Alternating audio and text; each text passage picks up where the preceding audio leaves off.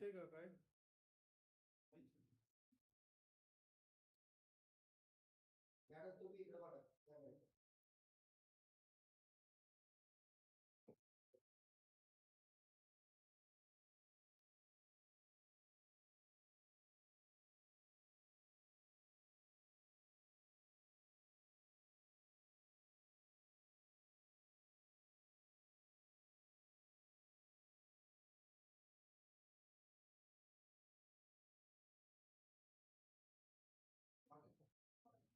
थोडस वर घेऊ का?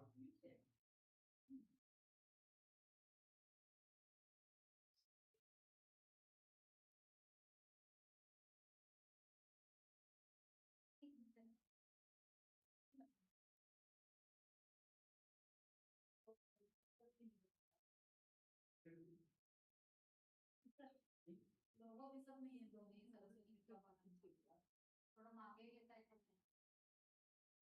एखादा मेंबर होता 25 मिनिट गायचा क्लिअर त्या मागे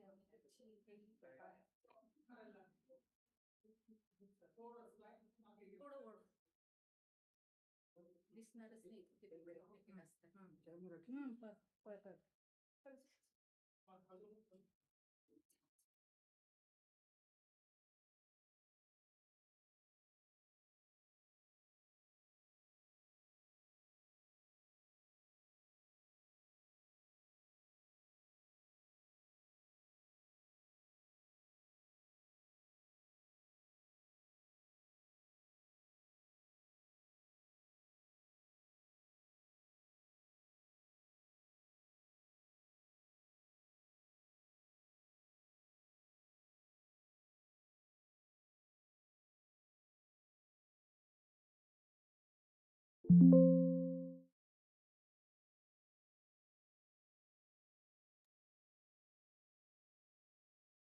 Hello.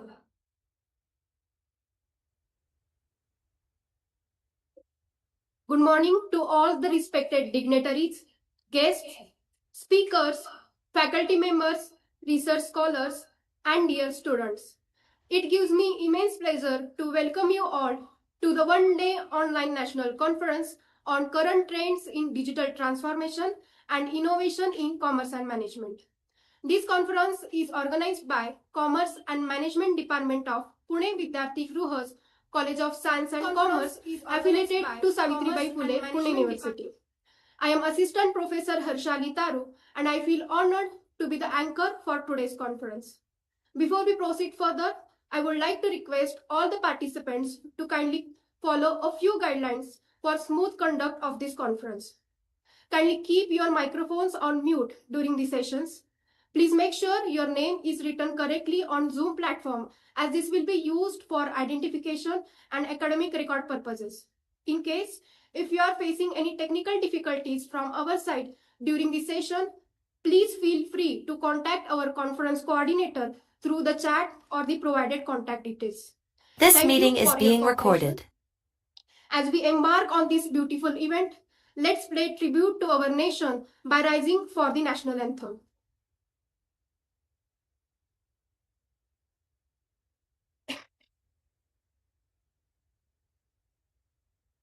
जनगण मन अधिनायक जय हे भारत भाग्य विधाता पंजाब सिंध गुजरात मराठा द्राविड उत्कल बंगा विंध्य हिमाचल यमुना गंगा उच्चल जलधि तरंगा तव शुभ नामे जागे तव शुभ आशीष मांगे गाहे तव जय गाथा जन गण मंगलदायक जय हे भारत भाग्य विधाता जय हे जय हे जय हे जय जय जय जय हे.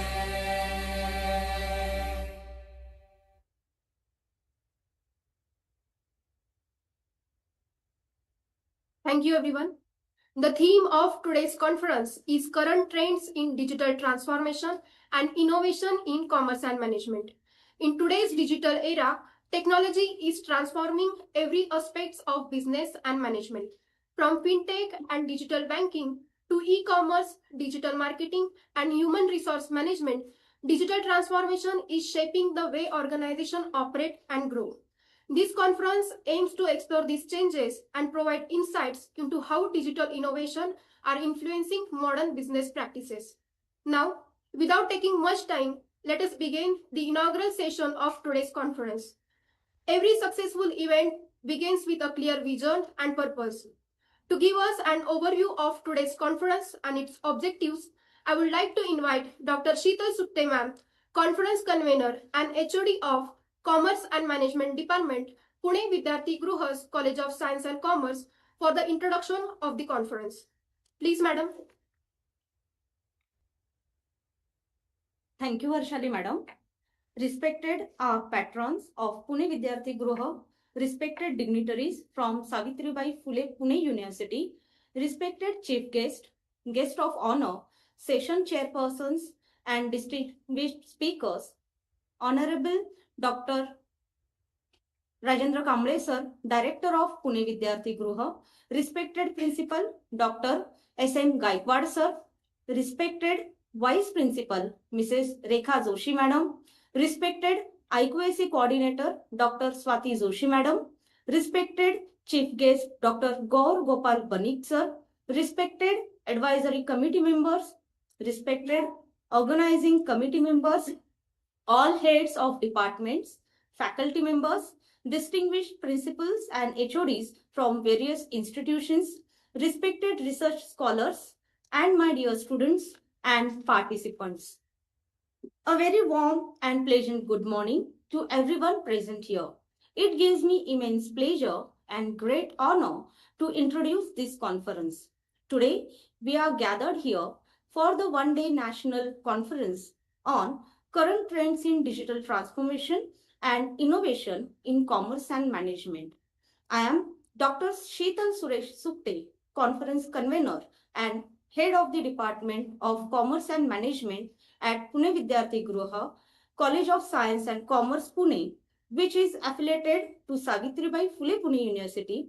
Feel extremely delighted to introduce this conference and share with you the vision, objective, and significance of this national conference. In the modern era, the global business environment is undergoing rapid transformation due to digital technologies and innovations. Technologies such as artificial intelligence, fintech, big data, digital marketing, e-commerce, and data analytics are significantly transforming the traditional structure of commerce and management. Keeping this transformation in mind, the Department of Commerce and Management has organized this national level conference to provide an academic platform for researchers, academicians, industry professionals, and students to discuss emerging trends and innovative practices. The theme of this conference is current trends in digital transformation and innovation in commerce and management. This theme highlights the growing importance of digital technologies in business operations, financial systems, marketing strategies, and management practices.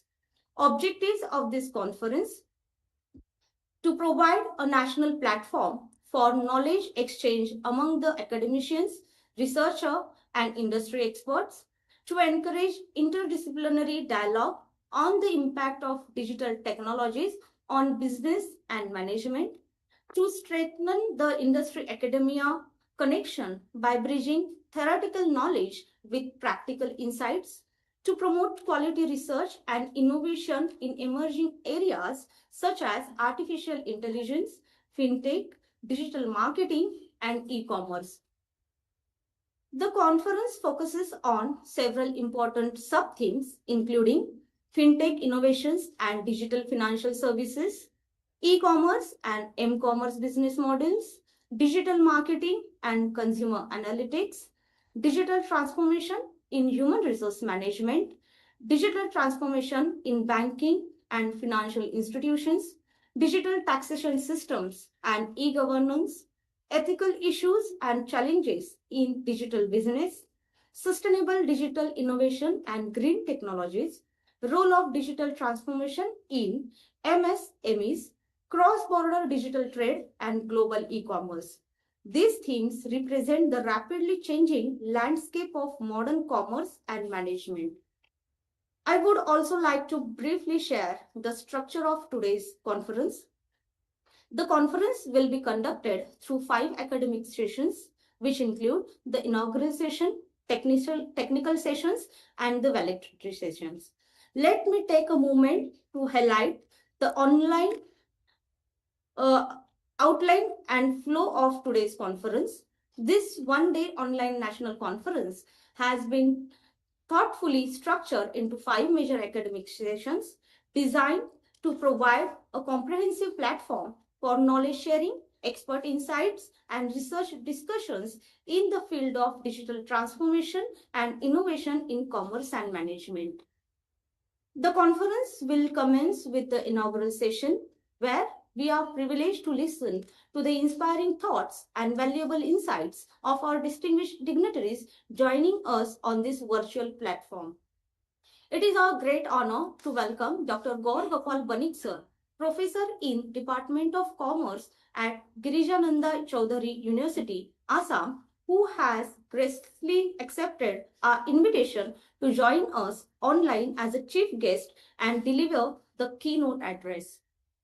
The first technical session of the conference will focus on exploring the significant role of digital transformation in forecasting the entrepreneurial growth, innovations, and sustainable business development in the modern digital era. We are privileged to have Dr. Sachin Gupta sir, Assistant Professor in the Department of Business Administration at Mohanlal Sukhadiya University, Udaipur, Rajasthan, as the resource person for this session. Sir will share his valuable insights and expertise on how digital technologies are empowering entrepreneurs and transforming the business landscape. We are also honored to have the session chaired by the Dr. Kishore Nikam sir, Chairman, BOS, Banking and Finance Board at Savitribai Phule Pune University, whose guidance and scholarly perspective will undoubtedly enrich the deliberations of this session. The second technical session will focus on the impact of digital technologies on modern human resource management practices. The speaker for this session is Dr. Seema Kumari Madam, Professor and Dean, Department of Management Studies, Ekilon Institute of Technology, Faridabad, Haryana. The session will be chaired by Dr. Praveen Jadhav sir, Head Department of Commerce, Shri Shahu Mandir Mahavidyalaya, Pune. Technical session 3, topic is research paper presentation session. This session will provide an academic platform for research scholars, academicians, and participants to present their research papers on various sub-themes related to digital transformation and innovation in commerce and management. This session will be chaired by CA Dr. Ashok Muzad sir, Head Department of Commerce, Appa Saheb Zede College, Pune. The conference will conclude with the valedictory session, where we will reflect on the key insights and learning outcome of the conference. We are honored to have Dr. Kishore Nikam sir, Principal, Marathwada Mitra Mandal's College of Commerce, Pune, as the guest speaker for the valedictory session. This session will also include participant feedback and concluding remarks, followed by the final vote of thanks. We are pleased to share that researchers from various universities and institutions across the country, including those beyond Savitribai Phule Pune University, have actively participated in this conference. This wide participation truly reflects the national academic reach and significance of the conference. We are also delighted to inform that the selected research papers presented in the conference will be published in the reputed journal, International Journal of Advanced and Applied Research, which has an impact factor of 8.14. This publication opportunity will further motivate a researcher and academicians to contribute towards quality academic research, knowledge creation, and scholarly development. We are delighted to share that this conference has received an overwhelming and encouraging responses from academicians, research scholars, and students representing various institutions across the country. Participants have contributed research papers on a wide range of themes, including digital information, innovation, finance, marketing, and management, reflecting the diverse academic perspective and relevance of the conference theme. Before I conclude, I sincerely hope that today's conference will serve as a meaningful platform for knowledge sharing, intellectual exchange, and collaborative learning among the academicians, researchers, and participants. Let us make the most of this opportunity to learn from one another, explore new perspectives, and engage in thoughtful discussions that contribute towards building a digitally empowered and innovative future for commerce and management. Once again, I extend my warm welcome and sincere appreciation to all the distinguished dignitaries, esteemed speakers, respected chairpersons, and enthusiastic participants for being a part of this conference. I wish the conference great success with enriching deliberations, insightful discussions, and valuable academic contribution. Thank you very much.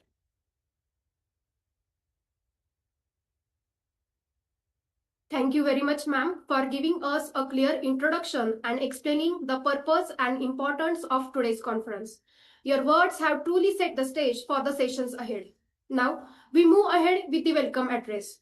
A welcome address is a way of expressing our gratitude and respect to all the dignitaries and participants who have taken their valuable time to be the part of this conference.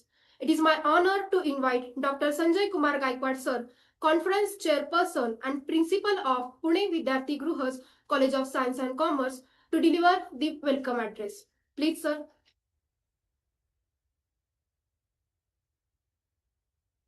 Thank you, madam. A very good morning to one and all. I, Dr. Sanjay Kumar Gaikwad, Principal of PVGCOSC College of Science and Commerce, Pune, take this opportunity to extend warm welcome to all of you present over here on the auspicious occasion of inaugural session of one-day online national conference on current trends in digital transformation and innovation in management, which is highly burning issue on the global platform in digital era of the world. The organizers have very thoughtfully identified and selected this topic for the conference after a lot of deliberations and brainstorming. I feel extremely proud and overwhelmed to extend warm welcome and heartfelt greetings to this wonderful and lovely audience present over here in this conference in virtual mode. Today, we are very fortunate to have amongst us a very special guests who are great stalwarts in their field and honorable dignitaries on the online dais and off the dais. Respected chief guest of today's program, Dr. Gaur Gopal Banik, professor from Girijanandan Chaudhary University, Assam. Respected chairman of PVG, Sri Rajendra Borade. Respected secretary of PVG, Sri Sanjay Kunjal. Respected honorable Amol Joshi sir, vice chairman of the Pune Vidyarthi Graha. Sri Subhash Jirge, vice chairman Pune Vidyarthi Graha. Sri Krishnaji Kulkarni sir, who is the treasurer of Pune Vidyarthi Graha. And Dinesh Misal sir, who is the registrar of Pune Vidyarthi Graha. Respected guest of honor of today's program, Honorable Dr. Rajendra Kamble, Director, Pune Vidyarthi Graha, and all respected office bearers and directors of Pune Vidyarthi Graha for their valuable guidance and support for organizing this national conference in online mode. honorable members of advisory committee of this national conference and the organizing committee members who are continuously working hard and put their efforts with unconditional efforts and their contributions for last 1.5 months to make this event a grand success. Our Vice Principal, Mrs. Rekha Joshi, IQAC Coordinator, Dr. Swati Joshi, who are continuously taking efforts to make this event a success. All the participants, research scholars, faculty members from various colleges and universities, and distinguished dignitaries who have joined from different parts of the country in this particular conference. All teaching and non-teaching staff, dear students, technical staff members, and volunteers of Pune Vidyarthi Graha, once again, I extend warm welcome to all of you for this national conference and wish you all happy conference and mesmerizing experience. I'm sure that this conference will be knowledge sharing platform and memorable experience to add value to the domain knowledge. Thank you. Thank you very much, sir, for your warm and inspiring welcome address. Your encouraging words always motivate us to work towards academic excellence. It is now time to hear from the driving force behind our institution. It is my honor to invite Honorable Dr. Rajendra Kamble, sir, Director of Pune Vidyarthi Gruha and College Head of Pune Vidyarthi Gruha's College of Science and Commerce, to deliver the inaugural address. Please, sir.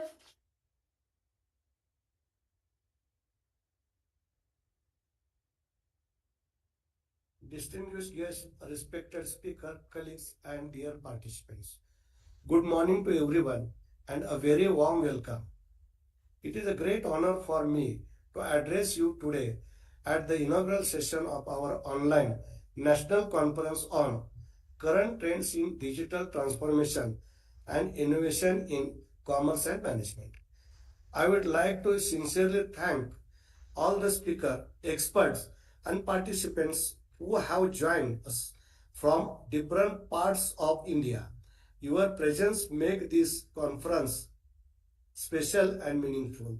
This conference provides a wonderful platform for sharing knowledge, exchange idea, and discussing new trends and innovation in commerce and management. I also feel proud to briefly introduce our institution, Pune Vidyarthi Graha, formerly known as Anath Vidyarthi Graha.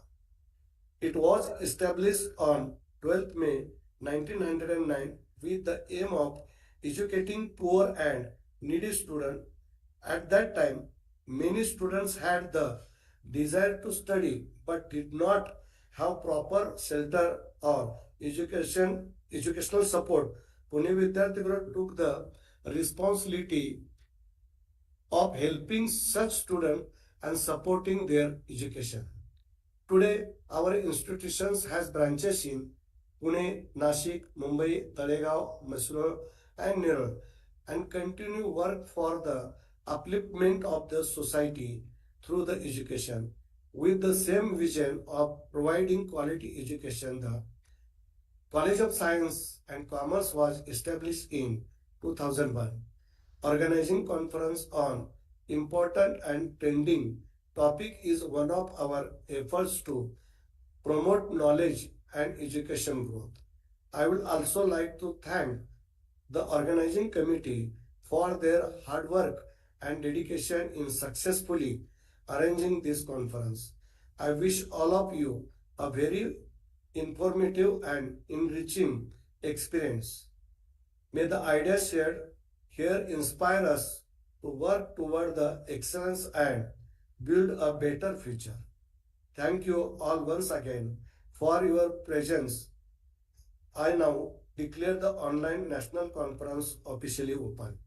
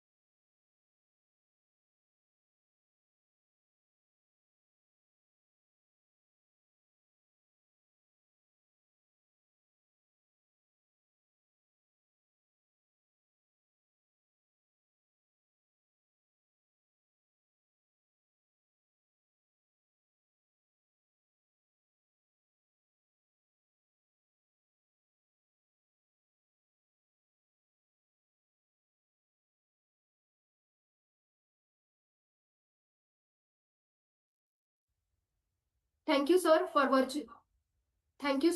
virtually inaugurating this conference and for your inspiring words that have truly set the tone for our conference.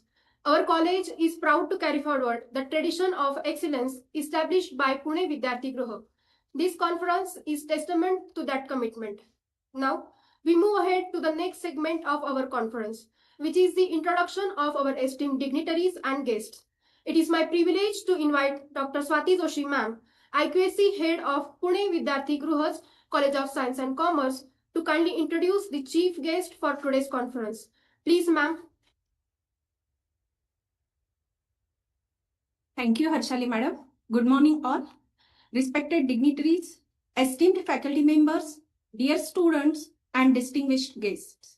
It is a moment of immense pride and honor for our institution to welcome a truly distinguished academician, scholar, and mentor as the chief guest for today's program, Dr. Gaur Gopal Banik. Dr. Banik is currently serving as Dean and Professor in the School of Management and Commerce at Girijananda Chaudhary University, Guwahati, Assam. With an illustrious academic career spanning more than 3 decades, he has made remarkable contribution to the field of commerce, accountancy, management education, and academic leadership. His academic credentials reflect both depth and diversity. Dr. Banik holds MCom in Accountancy and Taxation, MA in English, LLB, ICWA, CA, and PhD, demonstrating his multidisciplinary scholarship and commitment to the academic excellence. Before joining the Girijananda Chaudhary University, he served with great distinction at Guwahati Commerce College, where he contributed over 32 years of undergraduate teaching and 26 years of postgraduate teaching in the Department of Accountancy. Throughout his career, he has inspired generations of students with his dedication to teaching, research, and intellectual growth. Dr. Banik's academic influence extends far beyond a single institution. He has been associated as a visiting faculty with reputed universities such as Guwahati University, Dibrugarh University, and Tilkamanji, Bhagalpur University, and has also contributed his expertise as an adjunct faculty at prestigious Indian Institute of Technology, Guwahati, one of the India's primary institutions. His long-standing commitment to the education, research, and academic development has earned him great respect in the academic community. He is widely admired not only for his scholarly achievements, but also for his mentorship and guidance to the students, researchers, and faculty members. Today, we feel extremely fortunate to have such a distinguished personality amongst us. His presence adds great value to this program and inspires all of us to strive for excellence in education and research. Ladies and gentlemen, with great pleasure and deep respect, I welcome Chief Guest Dr. Gaur Gopal Banik. Thank you. Thank you very much, ma'am, for that wonderful introduction. Now, it is my great honor to invite our keynote speaker, Dr. Gaur Gopal Banik, sir, Professor, Department of Commerce, Girijananda Chaudhary University, Assam, to deliver the keynote address. Please, sir.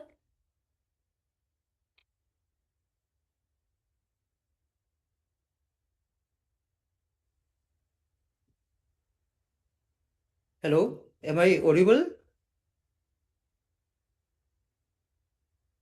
Yes, sir, you are audible. Okay. Yes, sir. Okay. Okay, just before I start, I want to request anyone from the organizer, Shidal ma'am, that I think I'll be talking for 20 minutes around.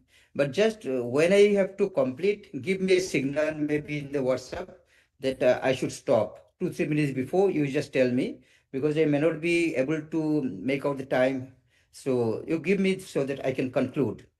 And at the very outset, I want to say one thing. What directors have said and principals have said, I came to know this college is a young college, College of Science and Commerce. And during the late 80s, this college was not there. Had this college been there, I think I would have been there in Modesto only, because at that time I went to study MCOM in BMCC Deccan Plateau, BMCC, but I had to come back due to lack of financial support. But I have learned that this college is doing, education for the poor people, poor class also. Thank you very much, all of you. So let me start sharing. Let me start sharing. Give me 1 or 2 minutes. Start sharing. Yes. Just confirm that you get my PPT. Can you see my PPT? Shital madam?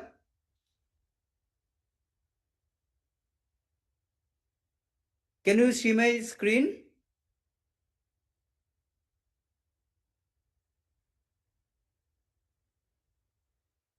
Yes, sir. Yes, sir. It is visible. Okay.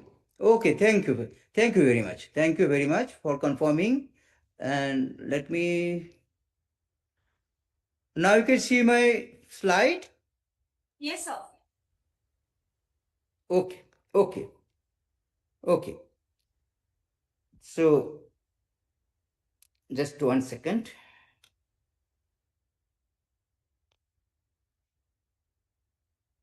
Honorable Principal Sir, respected Chairperson, distinguished guests, esteemed faculty members, researchers, scholars, dear students, good morning everyone present here.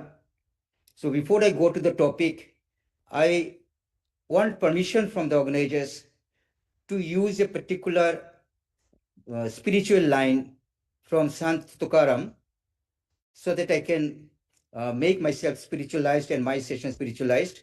Only 1 or 2 lines from Sant Tukaram's Abang, which I learned from my guru Mukunda Tapkir of Pune. He taught me this. So can I start that way, madam?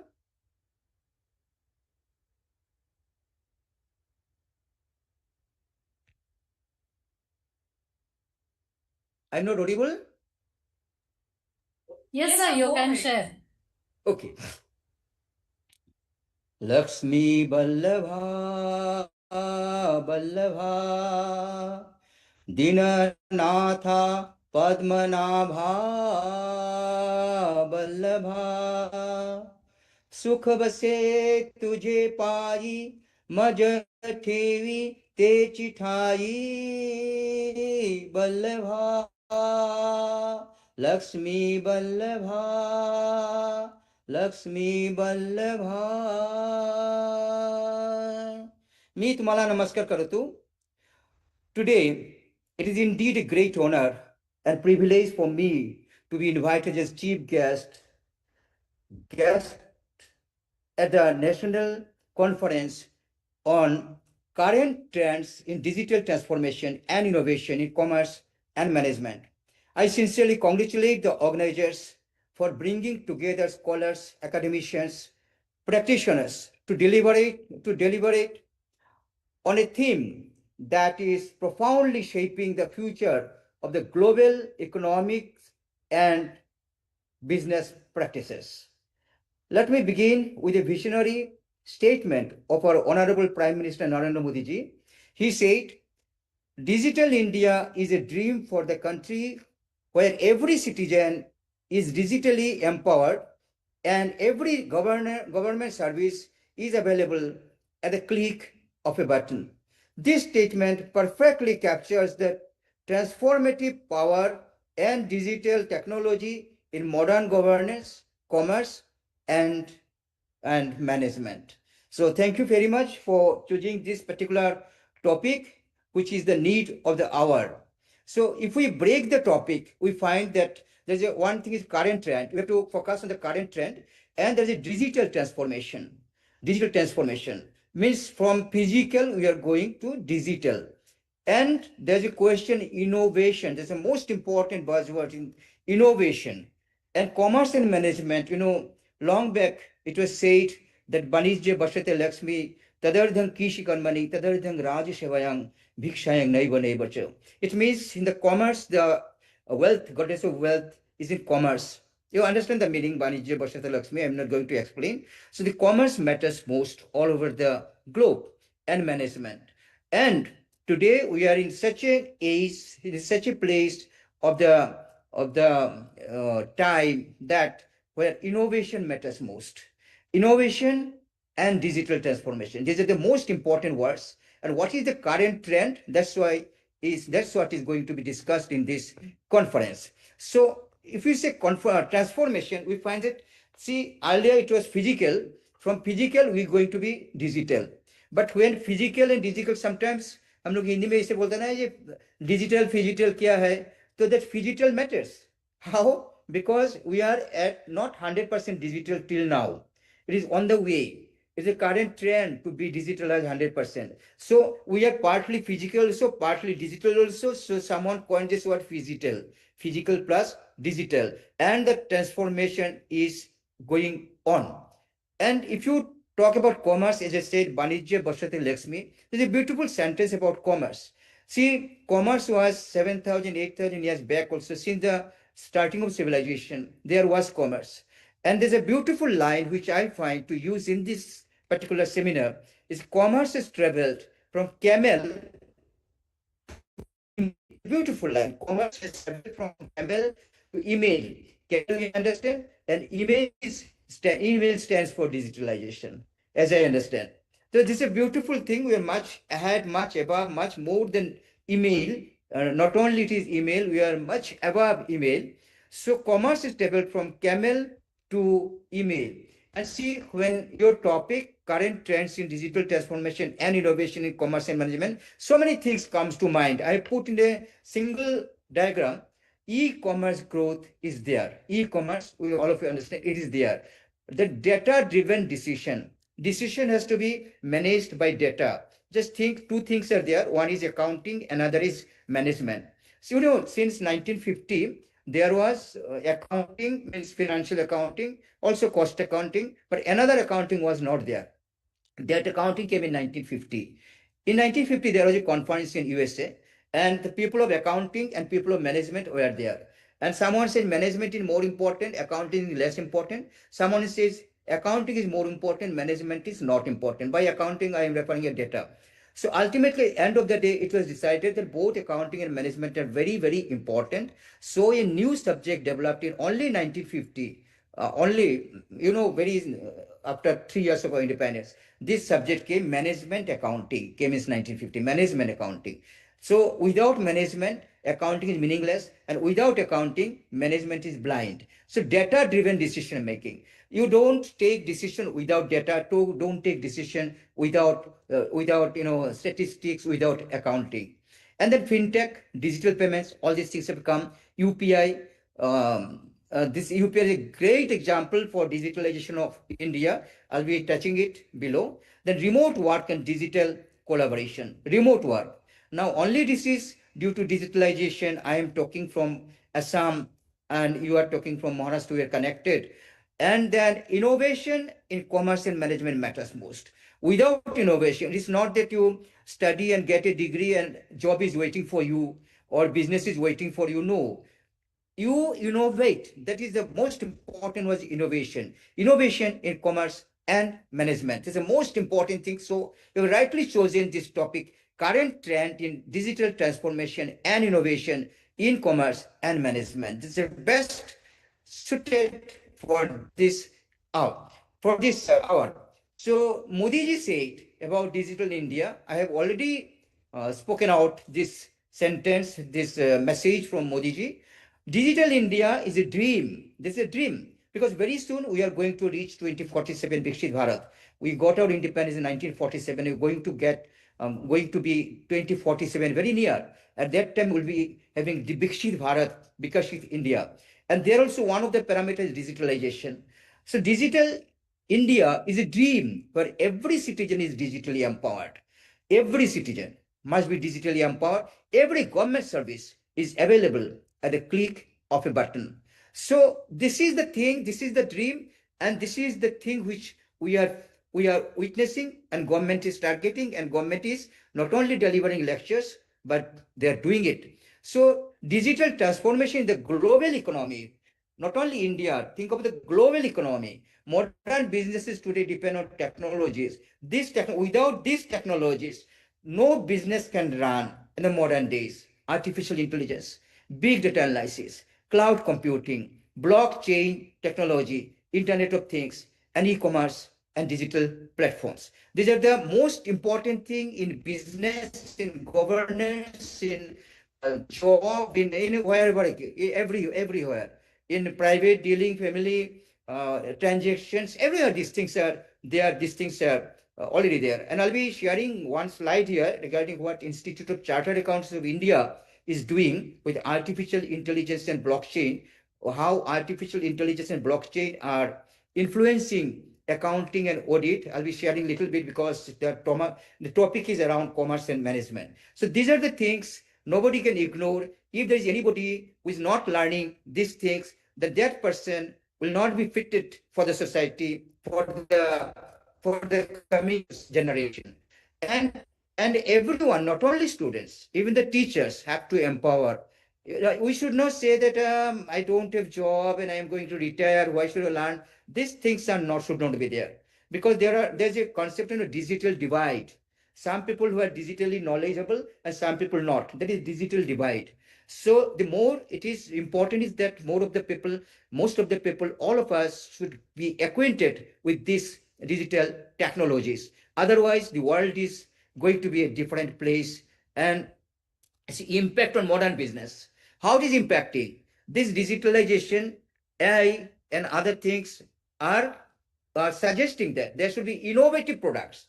It is not the products that we used 50 years back or 10 years back or 100 years back will be doing it. New products have to be invented, have to be produced. So for that reason, we need innovation. We need improved customer engagement. It's not when we were doing business in the camel that customer is there, they will be coming to us for purchasing, will be happily selling and earning profit. No, there should be improved customer engagement. This is an era of competition, not only local, not only in a remote area, not only national, but global competition. And better strategic decisions. We have to take strategic decisions, not simple decisions. There should be operational efficiency and global market access. As Modi ji said in 2020, when there was, during the deep COVID, he introduced Atmanirbhar Bharat. He used a particular sentence to say, be vocal for local. And he's doing now. A lot of examples are there. Government is doing vocal for local and then global. First be vocal for your local and then global. I'm not taking the schemes that is done for vocalizing the local or globalizing the vocalized global local. But I'm just touching the points. But there are huge studies on there. These are the impact on modern businesses, impact of digitalization. And there's now it is 2026, but only 4 years, after 4 years, vision for 2030, accounting at the age of AI. I have taken here accounting, but every other thing also equally important. Since I'm from commerce and management and accountancy, I've touched here accountancy, but every other thing. So what is being done in the age of AI and blockchain? These two things. The main one is we are going to be transformed from tradition to transformation. The word transformation you use, from tradition to transformation. And by 2030, most of the accountancy bodies of the world, including Institute of Chartered Accountants of India, Security Exchange Board of India, International Accounting Standard Board, Financial Accounting Standard Board of USA, then ACC, Security Exchange Council of USA, all the accounting bodies of different countries and the international accounting bodies all have lots of target in 2030. As there is a vision for 2030, what will be everything, all accounting will be digitalized. So I'll be sharing one particular slide maybe there inside what Institute of Chartered Accountants are doing. And see, by 2030, earlier we were accustomed with the two sentences, delayed information. Think of accounting, as I have always said, data-based decision. So if accounting is not there, if data is not there, how can you take decision? So earlier we are accustomed with the word delayed information. I research some of the public sector undertakings of this part of the country, and I found that 20 years, 30 years, they have not completed, not finalized their accounting. This thing was there going on. So these public sector undertakings have become sick, closed, these things are there. But today, this will not be allowed after AI blockchain. So delayed information and post-facto verification, these were the past. But in 2030, both these assumptions will simply expire. Auditing, accounting will be simultaneously real time. And one more thing, you must have heard one thing, you've learned in your teaching, test checking, means sample checking of some of the transactions. Suppose 10,000 transactions, you take 1,000 of that sample and audit on those 1,000 and make a comment on the 10,000. This is a test checking or sample checking. Now, after 2030, by 2030, when AI and blockchain will be there will be no test checking, no sample testing of transactions. There will be 100% checking will be possible, and this is going to be done. So 2030 is a very, very important year for accounting, auditing, and overall digitalization. But for India, we are in a most advantageous position. India is already building real-time digital public infrastructure, which many other countries are not even in the pilot stage. I'll be showing the proof, and you can also learn. India is generally we think and people think, oh, we are Indians, so we have to learn from Western. No, we have to learn from our knowledge only. And I'll be, see, UPI. Let's just think of UPI of India. Now, if you give 10 rupees to a beggar, he also shows you a QR code. You can pay UPI. And crores of rupees transactions are being done UPI. And many countries of the world are borrowing UPI technology from India. And you need, Google for using UPI. And Google advised USA to follow Indian UPI. By this time, many countries have already accepted and it is applicable, our UPI. Last time I went to Singapore and I took Singaporean dollar. When I went to Thailand, I purchased Thai baht. But now some technology is coming that my same UPI will be used there. In Bhutan, Nepal, we can use our own UPI, Indian UPI. And you'll be surprised to know that around 30 countries are going to purchase Indian technology of UPI by 2030. These things are going to be, see, digitalization without mentioning 2015 is incomplete. It will be injustice. So it is launched by India on 1st July 2015 by the government of India, Digital India Initiative. What is the goal? Digitally empower society. As Narendra Modi ji said, we need a society which is digitally empowered. Digital infrastructure. We need infrastructure only, not only empowerment.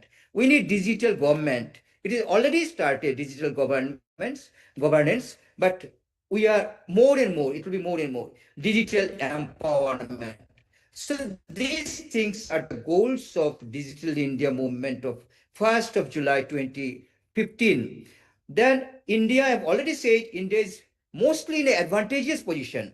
Even you think India has already conquered the world, you can say, not like as British has conquered our country, not like any other enemy country wants to conquer or can not that conquering. India has conquered the world through spiritualism, through Vedanta, through Bhagavad Gita, and through this technology. If you think, just think the scientists of USA, NASA, and other countries, they're mostly from India. Anyway, coming to India itself. See, India has already strong digital foundation, Aadhaar card, UPI. See, you are paying through UPI and crores of people paying in UPI, this Bheem or whatever be Google Pay, Phone Pay. At the same time, there is no clash with any person's account. So how strong simply this UPI? Think of GST, how it is done digitally. And now online filing of income tax, how it is done, e-invoice, e-way bill. So therefore, India can be global leader in digital accounting, auditing, and regulatory framework. India can be global leader, and indirectly, India has already become global leader. India has conquered the hearts of the people of the world by the tagline "Vasudhaiva Kutumbakam," which is written in the Taittiriya Upanishad. Oyang Nija Parabeti Ganana Logo Chetesang. Udara Chetananang to Sudhoiva Kutumbakam. He is my own person, he is not my own person. This types of thinking is for mean-minded people.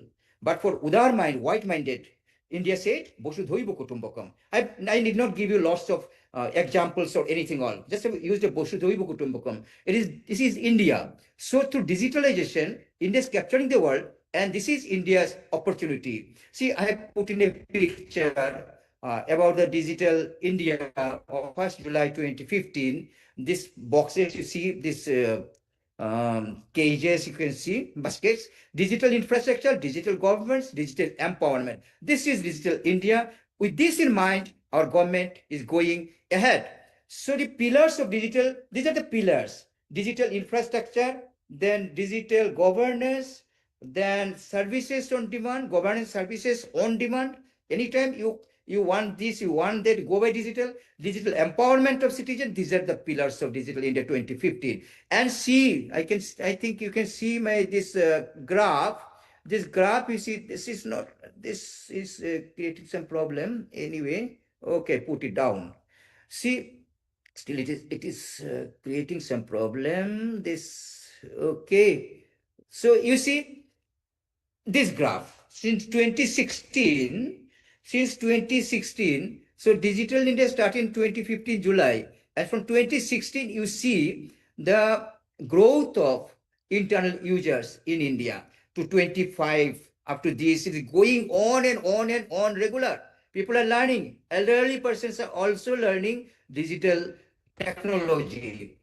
Unified payment, you see UPI, instant payment, mobile-based, real-time transaction, QR code payment. I need not explain these things. But this is a part of digital India. This is an example of digital India, what India is doing.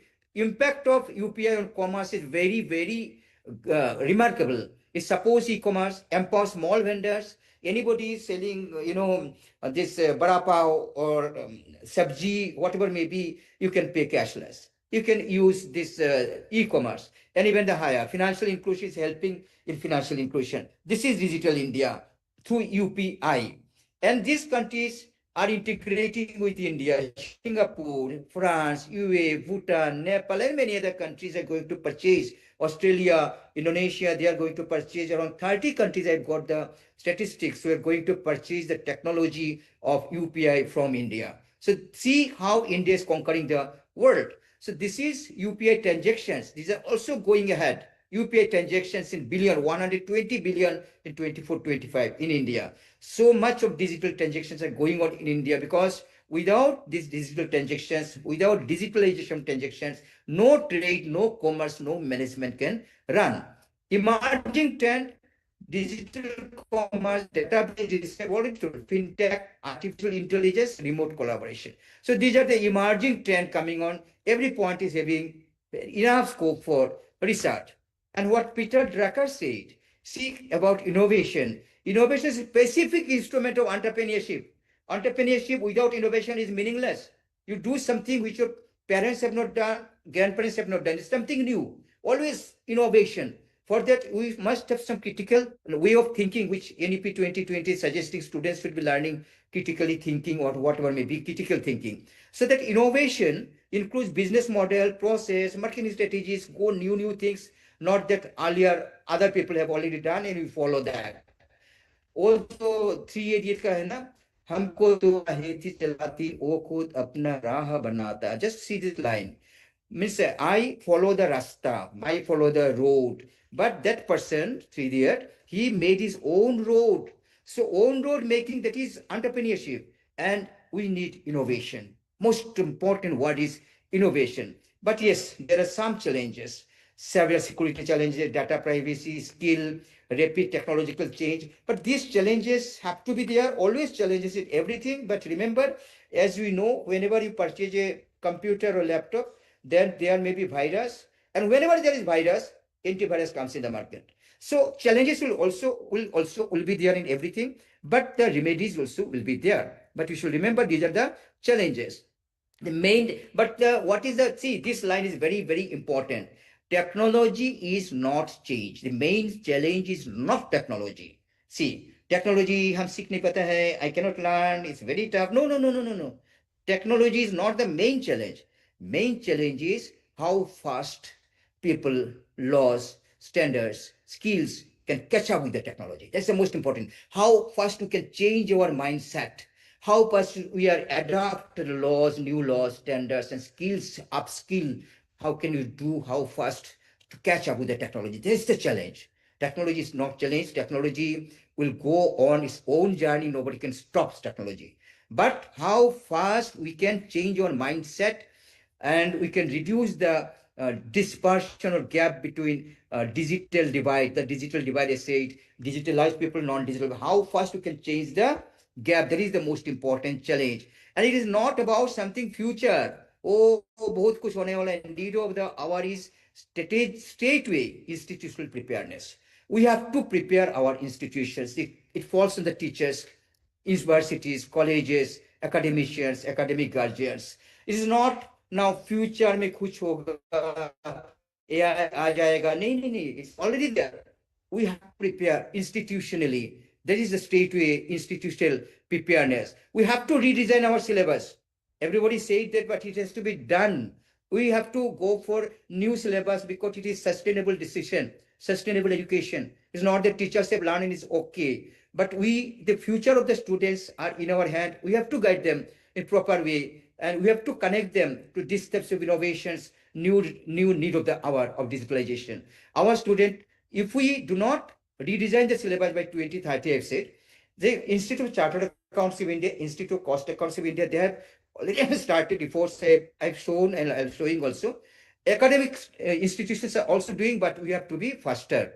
Our students who graduate in economics no longer needs them what we taught.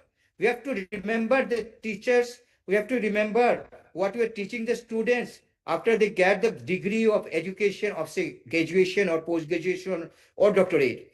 Who will employ them? That also, so they have to be digitally empowered. So that course of age-old course have to be revised, redesigned.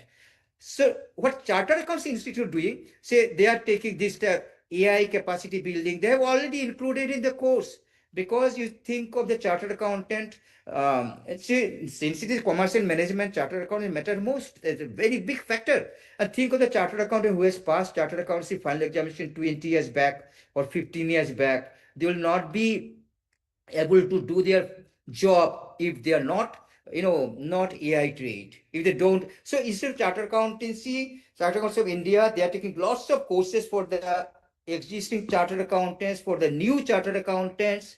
And yes, I got a message. Okay, ma'am. Okay, I'm concluding. Blockchain, all these things. So these are the decision, these are the challenges in 2030 charter accounts, 2027, 28.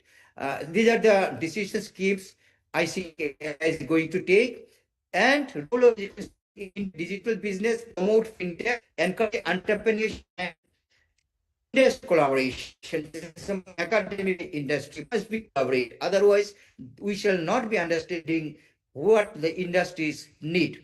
And by 2047, the technology leadership will be there, innovation driven, sustainable, the vision of 2047, Viksit Bharat. For that, digitalization is one of the most important factors. And the way forward, technology, human capital, and strategy. Few mentors need analytical skill, digital competency, innovation. These are the things we need and transform. First slide, madam.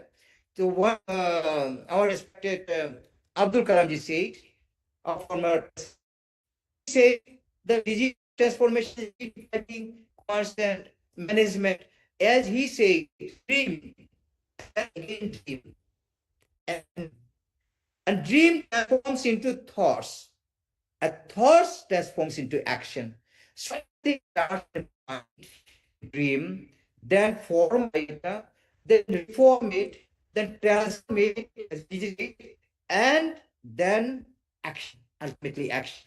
So with this, hope I could give you a very brief glimpse of the topic. And thank you very much for making me part of this fantastic and honest, very beautiful and auspicious seminar of the national level.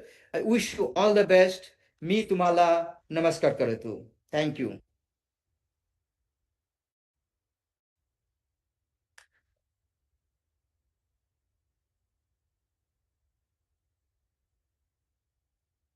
If there any question, I'm here. Sanjay Gaikwad sir is there?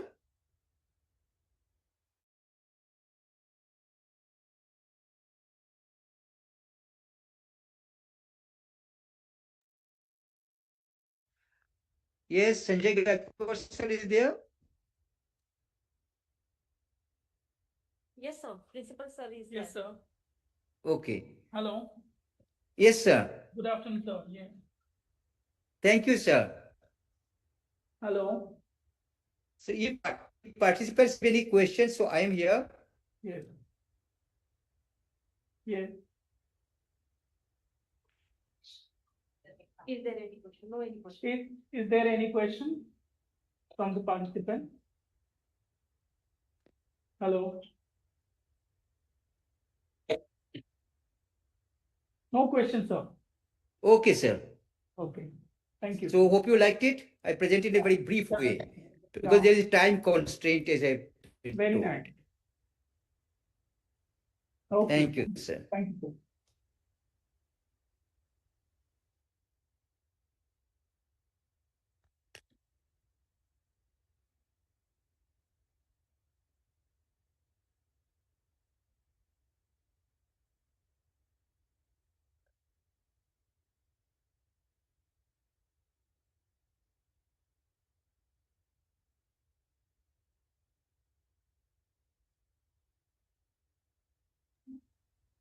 Every successful event needs the efforts of many hands and hearts. To express our gratitude to all those who made this inaugural session possible, I now invite Mrs. Rekha Joshi ma'am, Vice Principal of Pune Vidyarthi Gruhas College of Science and Commerce, to present the vote of thanks.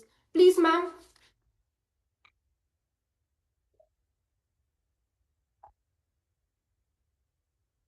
Thank you, madam. Respected Chief Guest Dr. Gaur Gopal Banik sir, distinguished management representatives, delegates, faculty, and all valued participants. Good morning to one and all. On behalf of the organizing committee and Pune Vidyarthi Gruhas College of Science and Commerce, it is my distinct privilege to propose a heartfelt vote of thanks on this momentous occasion, the inaugural function of our national conference on current trends in digital transformation and innovation in commerce and management. To our revered chief guest, Dr. Gaur Gopal Banik sir, your presence and insightful words have set an inspiring tone for the discussions ahead. Your expertise in driving digital revolutions in the corporate world motivates us all to explore innovative pathways in commerce and management. We are profoundly grateful for your time and wisdom. Sir, the way you started your session by reciting Santa Tukaram Sabang was really fantabulous. Your gracious address illuminated the transformative potential of digital innovation. Your experiences and vision have enriched our understanding and will undoubtedly shape the conference dialogues. We deeply appreciate your invaluable contribution. I would also like to express my sincere gratitude to Dr. Rajendra Kamble sir, Director Pune Vidyarthi Gruha, and our college head. Sir, your guidance, vision, and encouragement continue to inspire us to take up such initiatives. To our management representatives, your unwavering support, guidance, and resources have made this conference a reality. From conceptualization to execution, your encouragement has been the cornerstone of our success. Thank you for your trust and partnership. I extend sincere gratitude to all delegates, speakers, faculty members, and participants whose enthusiasm and efforts have brought this platform to life. Your participation promises vibrant exchanges on digital tools reshaping commerce and management. As we embark on this journey of knowledge sharing and innovation, let us carry forward the spirit ignited today. Thank you once again. Thank you. Thank you, ma'am, for beautifully expressing our collective gratitude. With this, we come to the close of our inaugural session. The first technical session on the topic Empowering Entrepreneurs, the Role of Digital Transformation in Business Growth will begin within the 2 minutes. We kindly request all the participants to stay connected and get ready for an insightful session ahead. Thank you once again.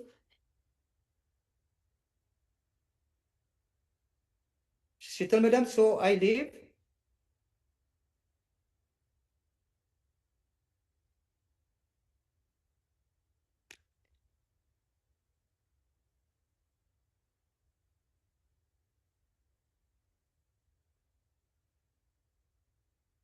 Rekha madam, Yes, can I sir. leave now? Sheetal Yes, sir. madam, Yes, sir. I can leave now. Yes, sir. Okay, you. thank you. Thank you, sir. Thank you.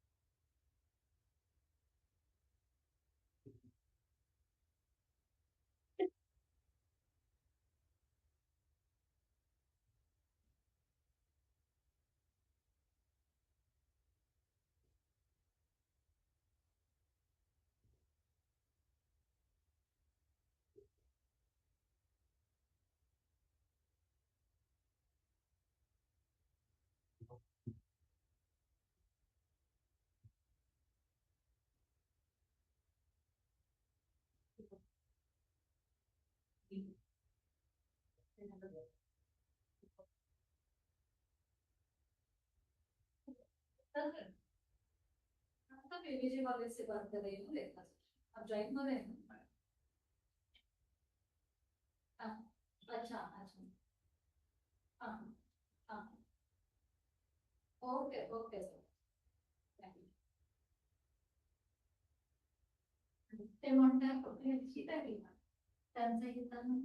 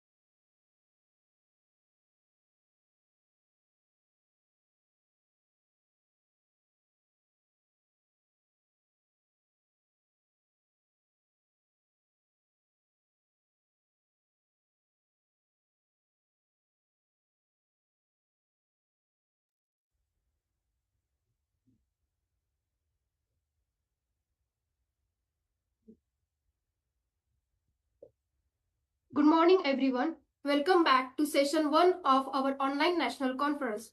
The theme of this session is digital transformation in human resource management, with the focus on redefining HR through technology, data, and smarter workflows management. Today's technology is changing the way human resource management works. Digital tools are helping organizations to manage employees more efficiently and make better decisions. It also helps us to improve communication, productivity, and overall workplace management. This session will help us to understand how digital transformation is shaping modern HR practices. I am Assistant Professor Harshali Taru. I am delighted to once again host this engaging part of our conference. We are set for another thought-provoking and enriching session with our esteemed guest and chairperson. Without further ado, let's move towards the introduction of our distinguished guest. To introduce our esteemed guest for this session, I now invite Assistant Professor Kajal Jagtap ma'am. Please ma'am. Thank you, ma'am. Good afternoon to all the respected dignitaries, faculty members, and dear participants. It is my great pleasure to introduce our respected session speaker, Dr. Seema Kumari Madam. Madam is currently working as the Dean and Professor in the Department of Management Studies at Ekelon Institute of Technology, Faridabad, which is affiliated with J.C. Bose University of Science and Technology, YMCA, Faridabad. Madam has more than 16 years of teaching experience and has made significant contribution to the field of management education and research. Madam has published 29 research papers in reputed journals, authored more than 15 books, and presented over 41 research papers at national and international conferences. The respected academician also received several recognition, including Best Teacher Award and Best Paper Award. In addition, Madam holds 1 Australian patent, 2 Indian patent, and 1 Indian design patent. We are truly honored to have such a versatile academician with us today. Let us warmly welcome Dr. Seema Kumari Madam. Now, it is my privilege to introduce our respected chairperson for today's session, Professor Dr. Praveen Prabhakar Jadhav sir. Sir is a professor and head of the Department of Commerce at Sri Shahu Mandir Mahavidyalaya, Pune, and he is also serving as the IQAC coordinator of the college. Sir has more than 20 years of teaching experience in the field of commerce and management. In addition, Sir has completed several academic qualifications including MCom, LLB, MBA, ICWAI, GDC, and PhD in Business Administration. Sir has published many research papers and books and had actively participated in national and international seminars and conferences. The respected chairperson also received the Adarsha Shikshak Puraskar from Lions Club International 2021 for his valuable contribution to the field of education. We feel privileged to have such an experienced academician and inspiring personality as the chairperson for today's session. Once again, a warm welcome to Dr. Seema Kumari Madam and Professor Dr. Praveen Prabhakar Jadhav sir. Thank you.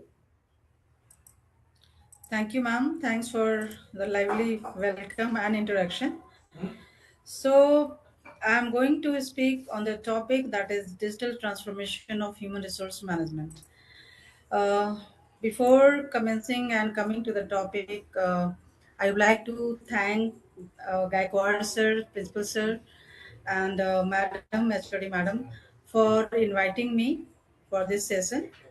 And I must congratulate the team for organizing online national conference on the theme that is current trends in digital transformation and innovation in commerce and management. So this is a very good theme, and I'm sure the participants are going to learn a lot from this session. And we also, the teachers are always the students, I believe. So we are also going to learn, and I'm attending this session since morning, since inauguration, and I'm I'm observing the things and listening the content, and that is going to great. It was great, the session of on the financial transformation as well. So let me come to my topic, and I believe my you can see my screen. If somebody can tell me on the chat, my screen is visible. Yes, ma'am. It is visible. Okay, thank you. So I would request the participants that please communicate over the chat. Otherwise, it seems like talking to some screen and nobody is there. So it seems like one mono dialogue, right? So make it dialogue, and so just when I am going to ask something, please respond over the chat.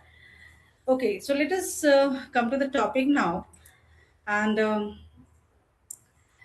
My topic is the digital transformation of human resource management. So the agenda of my presentation is like this. I'm going to talk about the digital transformation of HRM. Then nowadays we all are talking about NEP, New National Education Policy. So this is always their learning objectives. So the learning objectives will be there. Then meaning of digital transformation. What are the differences between traditional and digital HR?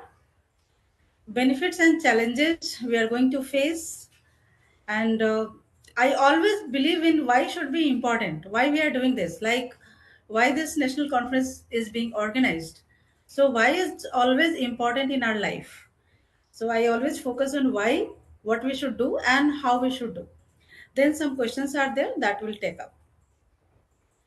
So coming to this digital transformation, basically what we mean by that, digital transformation, basically it is the integration of digital technologies into organizational process to improve efficiency, decision making, and innovation. So nowadays, actually, we are talking about innovation. Many things are happening. uh, Earlier the way of working was different. In this previous session somebody was telling that yes, due to this online platform he joined from Assam, I am joining from NCR. So definitely that is the benefits of we have innovation, the technology. So this is going to help us a lot. Then as it is about HR, so it means using modern technologies to manage employee, automate HR activities, and improve employee experience. Then digital HR enables organization to move from manual administrative work to the data driven strategic management. Earlier we were doing everything manually. The attendance record was manual. The attendance, the marking the attendance was manual. Preparing the report was entirely manual. But nowadays we are moving towards technological advanced devices. So when I'm coming to this digital transformation, I'm saying, so example we can take it like many global companies, they are using technologies for employee data, recruitment, training departments, cloud-based HR platforms instead of paper records. Nowadays we are doing the things over systems, devices. So what all are the learning objectives from this session? So we can understand how digital technologies are transforming the HR function in modern organization. Then to know about key technologies such as artificial intelligence, HR analytics, and cloud HR systems. Also, we are going to learn through this session how companies are applying these technologies in real workplace environments. So nowadays we can see like many of the companies including Google and IBM, they are using advanced analytics and AI to improve their hiring and workforce management. We know that these are the MNC, they are available in all across the world. These companies, the offices are available. So managing everything from different countries, different states, province, it is not an easy task. So technology is going to help this. Then what exactly we mean by digital transformation and digital transformation with respect to HR? So digital transformation basically it involves using technology to redesign business processes and improve organizational performance. Basically, we can see like uh, old wine in the new jar, right? That I always say. Actually, we are redesigning the business process. Everything is there. We were doing earlier. We were doing it as in the manual way. Now we are doing in the improved way, in the for the improvement of the organizational performances, right? So the next thing is about this digital transformation in HR. It allows organizations to become more efficient, more responsive, and innovative in a competitive environment.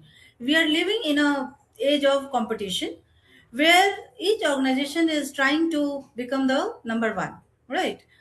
So this is the competition, and how we can lead there. We can be one of them, one of the top institution, top organization. So we have to have something great about it. So how great we can become with the help of the innovation, and how less time we are taking to respond to something. If my employee is connecting me and I'm asking them just to wait for 2 days, 2 days, 4 days, 5 days, 10 days, just for the sake of that, we are working in a way which is not helping me to derive the data immediately and giving the output that look, this is your condition, this was your things, and now this will be the decision in your particular case. I'll take up some cases also, live cases, including my organization. As being the dean of DMS, and simultaneously I have the additional role of head HR. So I must tell you that I have the experience of now, I can say, of 1.5 years for exactly doing the work in HR. So I believe I can do justice with this particular topic, because teachers are normally they are having the, I believe that they are having the knowledge of theory, not the practical. But here I can include something practical also that is missing in case of the teachers of management and commerce, because they are just dealing with the students in the classroom, not in exactly in the industry. They mostly they don't have the industry experience. But I had the privilege to be the head HR of this organization, and I'm taking care of almost 300 plus people here. So let us see how the things are, the digital things are helping me to balance my both the things, both the profile. So okay, so coming to this, the next, the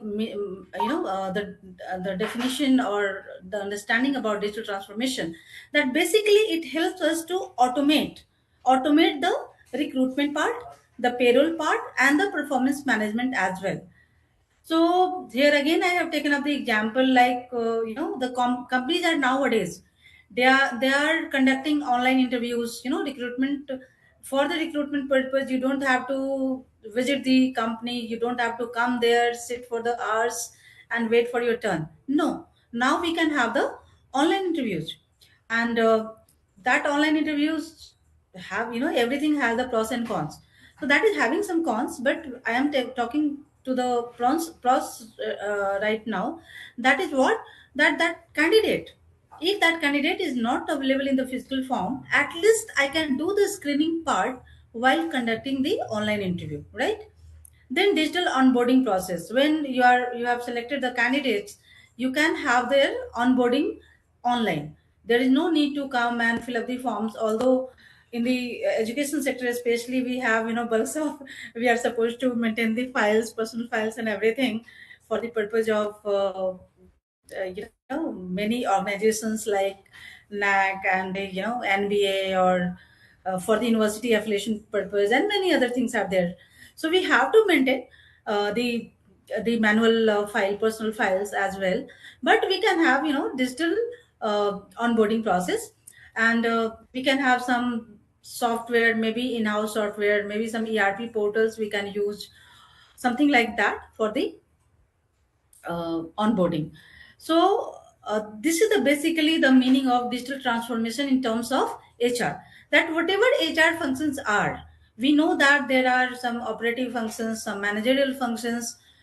So at least operative functions basically of the HR, that is, recruitment, selection, training, development, and others, performance appraisal, succession planning, this, that, whatever things are there.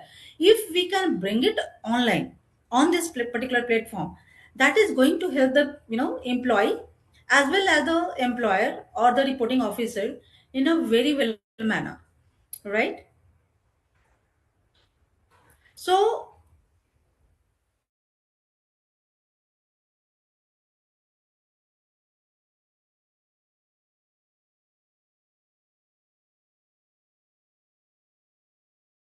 concept, digital HR concept, what we are using, that is digital tools. It happens that my boss is asking that, look, let me know this person has come or not. So for me it is just, I would say that if I'm on the system, sitting on the in front of the system, then definitely it takes hardly 5 to 10 seconds, I would say, just to say that, okay, this person is, this is the report, whether he has come or not, she has come or not, or what is the status, what is the exactly, she's out for the some on duty work only, she's not in the office but she's available for the work that is outside the office, right? So these things are helping like that. So integrating the technology, what digital HR says, that integrate the technology, include your artificial intelligence, analytics can be done, automation can be done, even through mobile applications. Like nowadays we know that many things, many apps are there. You are just sitting in your room, you can uh, order something through Zomato, Blinkit, or anything like that. So similarly, whether my employee can do something or not through mobile, so we have some ERP portal where they can do everything, almost all things related to the employee, that can be done through that ERP portal. Since onboarding to separation, everything is there intact on that particular app. So that is mobile application you can use for the HR functions to do the things. Uh, and why it is required, because everything is at one particular platform. For any particular function, any particular report, I have to just to go there and make the report. It takes few seconds only, right? And entire people what they are doing, that you can uh, forward that, look, this is the status of today. Or maybe let's suppose we have many events scheduled in particular this month. So whether that person is how many people are available for that particular program, whether this is people are on leave or something. So if that question will be asked from the organizer, that, look ma'am, if you can give me how many people are available on that particular day, so that we can allocate their or assign their duties. So it is just one click away. I'll take that date, that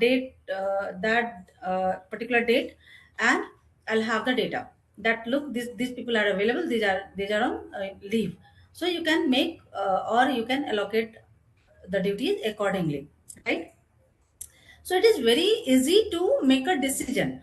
Or somebody is at the the higher position, and if they are planning to leave on that particular day, they are planning to take a leave, we can have a request that, look, this we are planning for this, and you please be available in the organization. So making a decision is very much easier thing it becomes while using the technology. So we can say example, for example, like employee can apply a leave, access salary slip, everything is there on one click. They can have their salary slip, their own details, that how many days I have worked, how many days salaries I can draw in this particular month. Everything is available through that HR portal. So many organizations nowadays, and particularly if I have to talk on behalf of the entire education fraternity, I would say that just because of I'm sure this college is your college is accredited by NAC. So definitely we all are supposed to be there on the ERP portal to have some competitive edge, that is, look, we are doing this, we are doing this, my students are available on that particular ERP portal. So mostly we have some in-house, some digital technology to maintain the data of the students, of the faculty, of the staff, right? So we, if we talk about the HR, we must keep in our mind that from where we started and where we are leading now. So we started somewhere that was the entirely the administrative task. HR was known as, not that time it was not called even HR, that was personnel management, and it was only connected with administrative tasks. Who has come, who has not come, what is the attendance, what is the payroll, that was the only task of the administration, and they were doing it. That is the personnel management. Then we move to the HR, human resource management, I would say. That okay, now people are not your liabilities, they are your assets, you take care of the people, right? So evolution of HR has taken place a lot, and now we are talking about HRMS, HRIS, you know, digital HR. So likewise we are maintaining the things. So, technological advancement, HR has moved a lot from personnel to electronic HR, EHR, right? And somewhere it is giving us a very good platform where we can have a strategy for our future. How many, people are required? How much load is there? Workload is there for the people? How many people we are having? And it is, earlier when I would say 10 years before or 15 years before, when I was teaching the same subject in the class, I was thinking of that how matlab, it can be done through, on paper and pen, that these many people are required for this particular job. But now it has become so easy. You just put the things, that these many students are, intake is this. For my college, this is a college of, technology, engineering and management. Many engineering departments we have here. So a person like me from the management, earlier, even 1.5 year ago, I was even not able to understand which subjects are actually the why this is called this, so now I have understood, and I have seen that if you just, so here we have 4 year programs already in the place. Now it is for every program as per NEP. But for earlier, we had only engineering programs for 4 years. So calculating the requirement of the manpower, it was a kind of, for me it was a little, difficult task. But when we are using this ERP or the system technology, it has become very easy. We have our own HR dashboard from where we can just put the data in the Excel sheet, and we get that how many people are there and how many we require. So it is so many, other electronic things we are using to manage the HR department.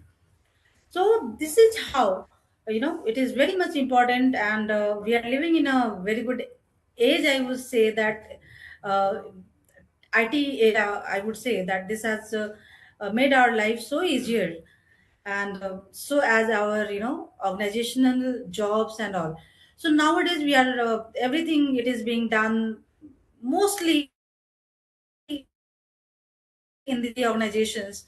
It is done some digital attendance, something is there, either it is with your fingerprint, or with your eye retina, or with your face. But one or the other, we all are using, some biometric attendance procedure only, and it takes hardly few seconds to say how many are absent. I am sure we all are familiar with this thing. Even students are familiar with the biometric attendance nowadays. Their parents know that where my kid is, where my ward is right now. So they can get the information in the real time, that whether uh, my ward is attending. I hope I am audible. Hello.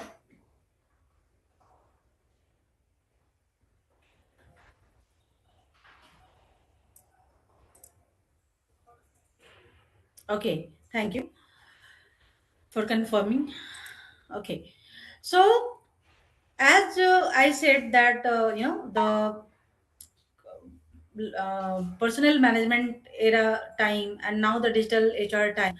So how it is different? Traditional HR is different from digital HR. So basically, traditional HR was the system mostly of manual, paper based, and it was the time consuming, right? But now digital HR system, what is it does? It uses technology to automate process and improve efficiency. So we are working or making the things automated. We do the things automated, and I would say here that it is not required even to talk to the HR people to ask that how many are people are absent today. There is no requirement. My management can have a click and they can see that these people are absent. The list of absentee would come there. Whether that person has taken the leave or just they have taken emergency leave or whatever things are there, they can have the information even in one click, even no requirement of asking the HR people, right? Then comes digital HR. Okay, so I can take my tea at this place, and organizers can have this benefit also at their end. Please allow me to have it. Okay, so digital HR allows to collect and analyze employee data for better decision making. I believe, in our life also, in personal and professional lives, we are always, we live in a dilemma what to do, how, what to do. These are the, alternative options we have, what the best option we can, choose to implement that. So we are always facing this problem. But when we have the data, we can make a better decision. Data actually giving us uh, to decide in a better way. So while this is giving us benefit over the manual things. Like I have taken one example here, like when we are giving the job or opportunities over in the newspapers or some job portals, naukri.com or something like that, Faculty Plus, or many sites are there. So if I'm going to invite the CVs in the hard copies, I'm sure nowadays nobody is asking to send the hard copy on the given particular, postal address. Everybody either they are sending over the email or they are applying through the job portals.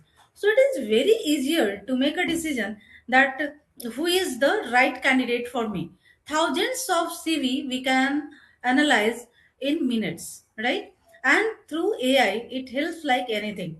You just post a job opening over the naukri.com. I'm very much familiar for last almost 15-20 years, I would say, with naukri.com. So I have seen that nowadays you put one job position and you get so many applicants, and with information that this is the thing, he or she is eligible for this post, not eligible. It happens now when you put on the portal many other people. For example, if I am inviting assistant professor position for my computer science and engineering departments, so even BTech people, they feel like that I can be the assistant professor, so they also apply. But my tool there, AI tool, it says that look, you don't have to look on these CVs, you just check this.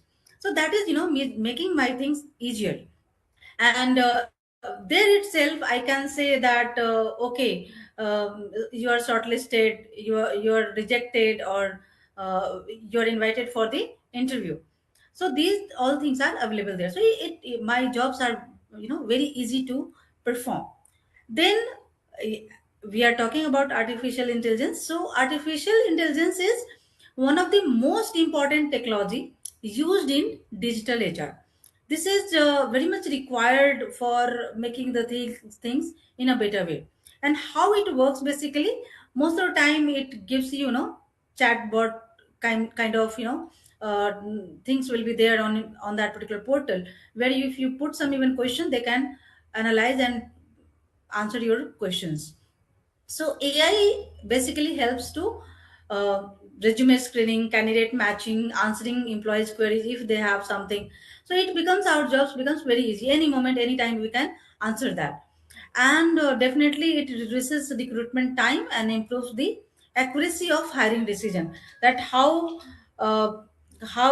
in a less time we can have the recruitment process done. So normally, if I have to take big names, IBM uses AI-powered HR tools to analyze candidate profiles and recommend suitable job roles. HR analytics nowadays, it has become the burning word, I would say, in HR areas. We are always talking about, everybody is talking about analytics, analytics, analytics. So of course, how HR will remain in a vacant. So HR analytics for last 5-6 years, I would say that HR analytics has taken place like anything. So basically, what is HR analytics? HR analytics is that it has entire employee data with it, and basically on the it helps in the decision making on data. Whatever decision making you have to make, it is providing you data. So we can call it like data driven decision making. So it supports HR department like anything, HR people like anything, right? And nowadays, learning HR analytics is very much important. I must say that the students of commerce and management, they must learn it. HR analytics. Some of the organizations, they are providing some short-term courses, or some even universities nowadays they are providing such courses. So wherever you, if you have this, take it seriously and understand the day has come where the person who is smart enough in IT things, they are going to lead in their lives. So learning and knowing HR analytics is very much important. As a manager, you have every when and then you have to make a decision, and for that decision, it should be based on the data. What your data says, right? So it helps the organization basically to understand employee behavior, productivity, how much work they have done, many things, each and everything you can learn from there. That what is the pattern, basically how people are behaving, how they are performing, how, what is their career planning, how soon they are leaving the job. So what can you implement the retention strategy to keep the people with you, right? So through this data analysis, HR managers can identify issues such as high employee turnover or skill gap also. Like why there is, as a recruiter, this is, I would say that it is a great challenge in front of us sometimes, that why people are leaving. Yeah, we are providing everything. Why they are leaving?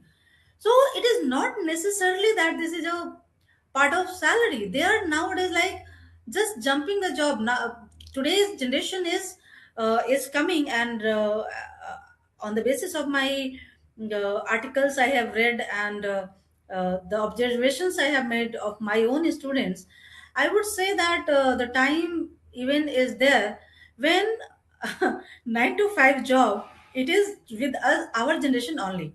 Nowadays, the youth, they are not going to sit in the office for 9 to 5. I'm sure they are not. We people have worked from not only 9 to 5, in the time of requirement we have worked late evening also, somewhere 8 9 like that, because it's okay. Yeah, this is my job and I have to do it. But now it is not. The time has gone now that employers have to think, rethink, revisit the thing, that how to employ the people, that they are going to work in such a way that, so that the employees are not getting frustrated, and they are going to work uh, for your organization. So for that particular matter, I would say that project based work will come in the like in a heavy flow, it is there. People are working, like even in the IT sector, uh, employees are getting some project, and project is over, your job is over. So this thing will come now in organizations as well. Like teachers, they can come and teach and go. Their job is that only. They are not going to sit for, completing the task of NAC or NBA or something like that. If you have to give them this task, you have to take them uh, in a way so that they are not feeling burdened, right? So this HR analytics is going to give you that pattern, that how you are going to make the people in that way, so they are having good time with your organization, right? um, okay, if they are missing somewhere, like here we have one platform where we ask the employees to give their skills, right? They mention their skills, what they wanted to learn. Like if they wanted to, everybody is not knowing even Excel today. So if they wanted to learn, we again and again we are repeating, like basic to advanced, Excel programs for my staff as well. Lower level, senior level, whosoever would like to learn, they can learn. So in this in particular semester wise, you can call it like twice thrice we conduct those programs in our college, right? So this is how we can map those, skill gaps which are actually required to complete the task. So Google, if I would say, Google uses people analytics, actually HR analytics, it is known as people analytics as well, to study employee satisfaction and improve workforce productivity. So when you work on the satisfaction of the employee, definitely it will be, improving the workplace productivity, right? This is again the term cloud HR system. Cloud HR system is nowadays in practice a lot, uh, because you're free from your office. Anywhere you're sitting and you can work. There is no need to sit in the office, and then only you can have the work done. So HR system is also bring has brought this particular concept, and now cloud based HR systems are in place, where each data you can have on your cloud and you can access from anywhere. Like if not in my office, that doesn't mean job will be hampered. If I have my laptop, if I have my mobile, I can do my task. I never feel like, if I'm on leave, I never feel like, if I hope it is fine if I can speak in Hindi, while, because it, relates us with heart. English is not our, mother tongue. So it is a formal communication, that is fine. But when we connect with heart, it is Hindi which connects me actually. So what I was saying that, okay, when I am on leave, I don't feel frustrated. अच्छा ये वाला काम था, मेरा काम तो होगा नहीं, कैसे कर पाऊंगी? It's fine. Everything can be done, monitored, right? Like if we are talking about HR system, so each and every aspect of the employee, whether it is leave, whether it is some kind of, they are given some self-service portal where they can have, work done. Every day they are supposed to fill up their attendance. They have to mark the attendance. They have to put their what is called lesson plan and everything on the portal. So sitting here in this office, I can see about each and every employee, or each and every, teachers, especially if I have to say that what they have taught in the class, and that is there. Students can have the access of those things. They can know in the real time. Their parents know in the real time that what kind of, things have happened in the college. Okay. So if I have to say about cloud system, HR system, so Tata Consultancy Services, they are using the Ultimatics digital platform where employees manage everything, leave, training, performance record, and everything is being done. Give me just a moment.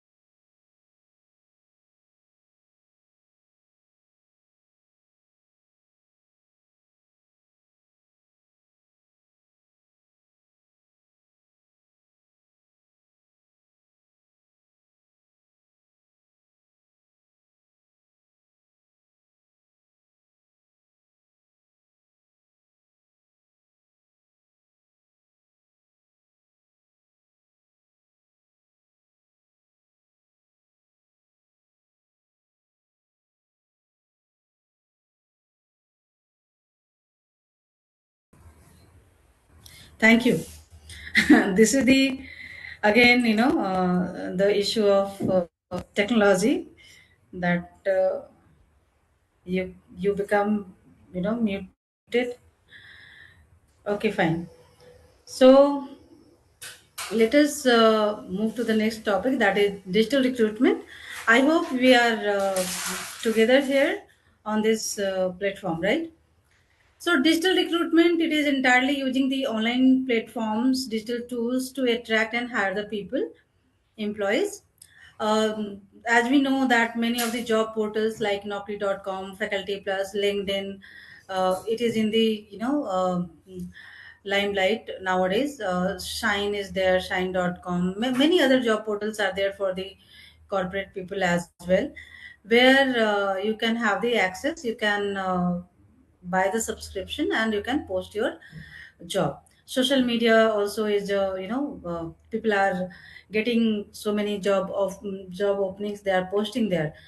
So AI based screening systems to identify the suitable candidates, it is making the things easier, digital recruitment. Then it is also making the hiring process faster and allows access to a global talent pool. Here it is not like we can have the person from Delhi NCR only. We can have people from anywhere, all across India, all across the world. If anybody would like to apply, they can apply because they have the access on social media. They can see and they can apply there. And I must tell you that few CVs I have received from other countries as well. And when I asked that, are you sure you are applying here? Because I was thinking that no, they are living in Dubai or somewhere else. So why they will be applying here? But over the chat on the given number, they said, no, ma'am, I have applied. When I said, okay, how will you going to manage this? So I came to know that they are coming to India, and that is how they have seen the job opening and they are applying. So it is really a great thing that you have the access to the world sitting in your office. So even Unilever is known for that. They are making the entire recruitment process online through video interviews and all. So then coming to the part that it is okay that we should know the AI, we should know the digital platforms, we should know the cloud system, HR analytics, everything is fine. But whether I am knowing or not, that is important. Like when I studied, these things were not even there. I have studied till HRIS or HRMS. Beyond that, I also have to learn. So as a teacher, we are attending the faculty development programs, some workshops, some this kind of national, international level conferences, seminars, and from there we learn. So digital learning and development is very much important, and it is done through this online platforms also. So anybody can learn sitting anywhere again. So digital technologies have transformed employee training and development programs also. So if somebody is not knowing that, they can learn from their own organization's platform. From there they can learning. And LMS is one of the things the education sectors, they are using it. Mostly they are using it, uh, LMS department. So there we can go and see and we can learn some online course, and many courses are there. Some nowadays MOOC is there, so many other things are there through which we can learn and understand.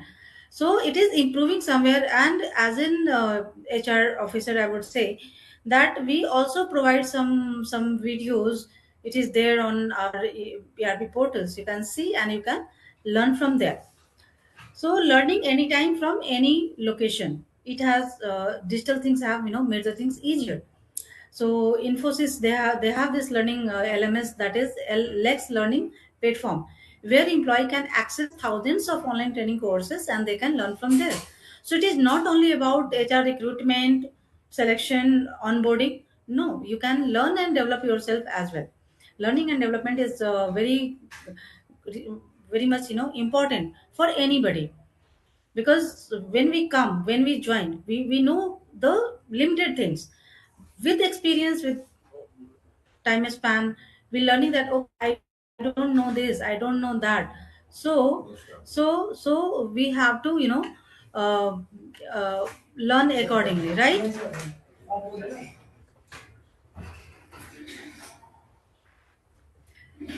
Digital, we can manage the performance as well on the online platform, right? So modern organizations are not only doing the annual performance reviews. Nowadays the time has gone when we were evaluating the performance of the employees annually.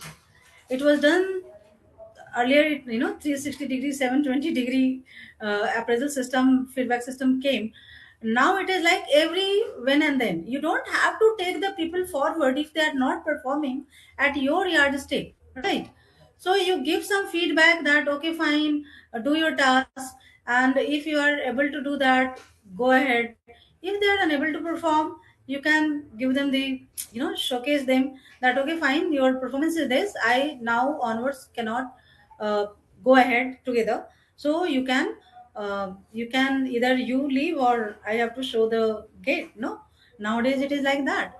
So performance is always there. It is not, we are not going to wait for 6 months, 1 year to see or check your performance. So in this particular case, this your tool, it is helping us a lot. That task key KRA is given, how much performance you have done every day, you have to put your task there, and review is already done through your AI, that these many tasks are done, these many marks are given.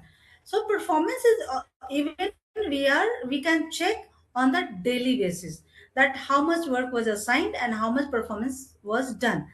And while that person has completed a month, you have a review that look, this is your performance. And not even for month, on the daily basis we can give the feedback.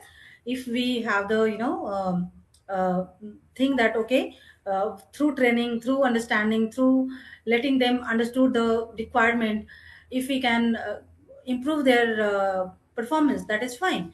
So give them real feedback in the real time on the even daily basis. And it is happening in my college, frankly speaking.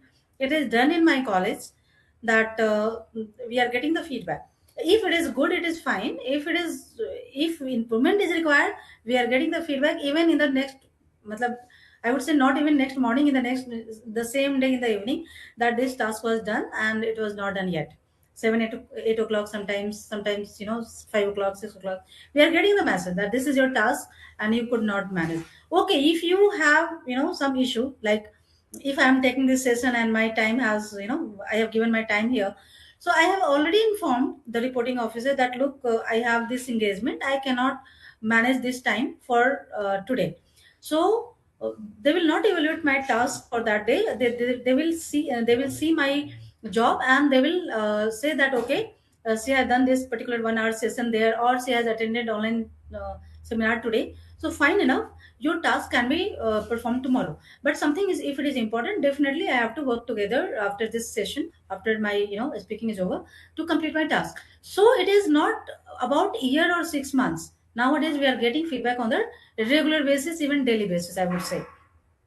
And it is not only that I am not aware, there is a transparency, right? I hope you understand that there is a transparency. It is not like my management is saying that you have not done. I know that I have not done. Are you getting it? I know that this particular task was supposed to do and I have not done, because when I am on my system, I know that okay, when I log in, I see my tasks, right? My tasks are there on that system. So I see and check that okay, so I, if due to some reason or due to some whatever is the reason, if I am unable to perform that task, I give my remarks that okay, look, I have not done this today because of this, and I will complete it tomorrow, right? That's way. So it is somewhere helping to maintain the transparency and help the employee to achieve their professional goals as well, right? So here I have taken the example of Deloitte.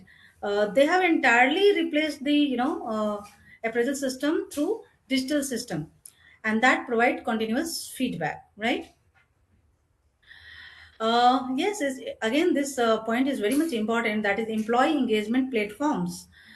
So Employee engagement is basically, we know that whether I always call it when I teach my student that engagement is like not with bride and groom only, it is with employee and employer also. So the engagement in saying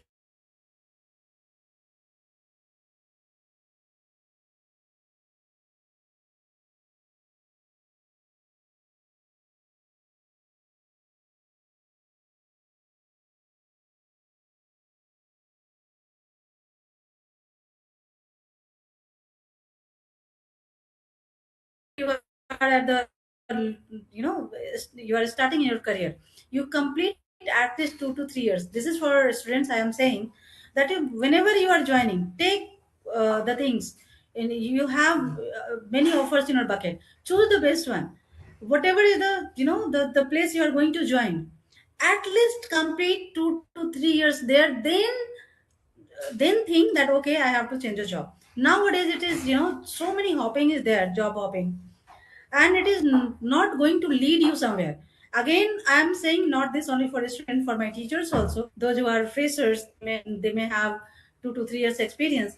Think of it, I have served as a director, I am here as a dean, but why I got this offer of dean? Just because that I have served an organization for longer period of time. When you are again and again hopping, you are not building your career, you are just doing a job.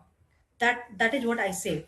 So make sure to give your time. Okay, fine, sometimes it happens that something is there and you cannot manage, it is fine. But okay, I'm coming to this topic. Sometimes, you know, whenever I'm in the class, I feel like I'm in the class today and I'm giving my lecture, so I always feel privileged to share my own experiences, that how to reach at the, you know, higher level. So for higher level, this is the mantra, that you have to put your hard work, you have to complete the task on time, you have to engage with your work as well, not with the organization, with your work.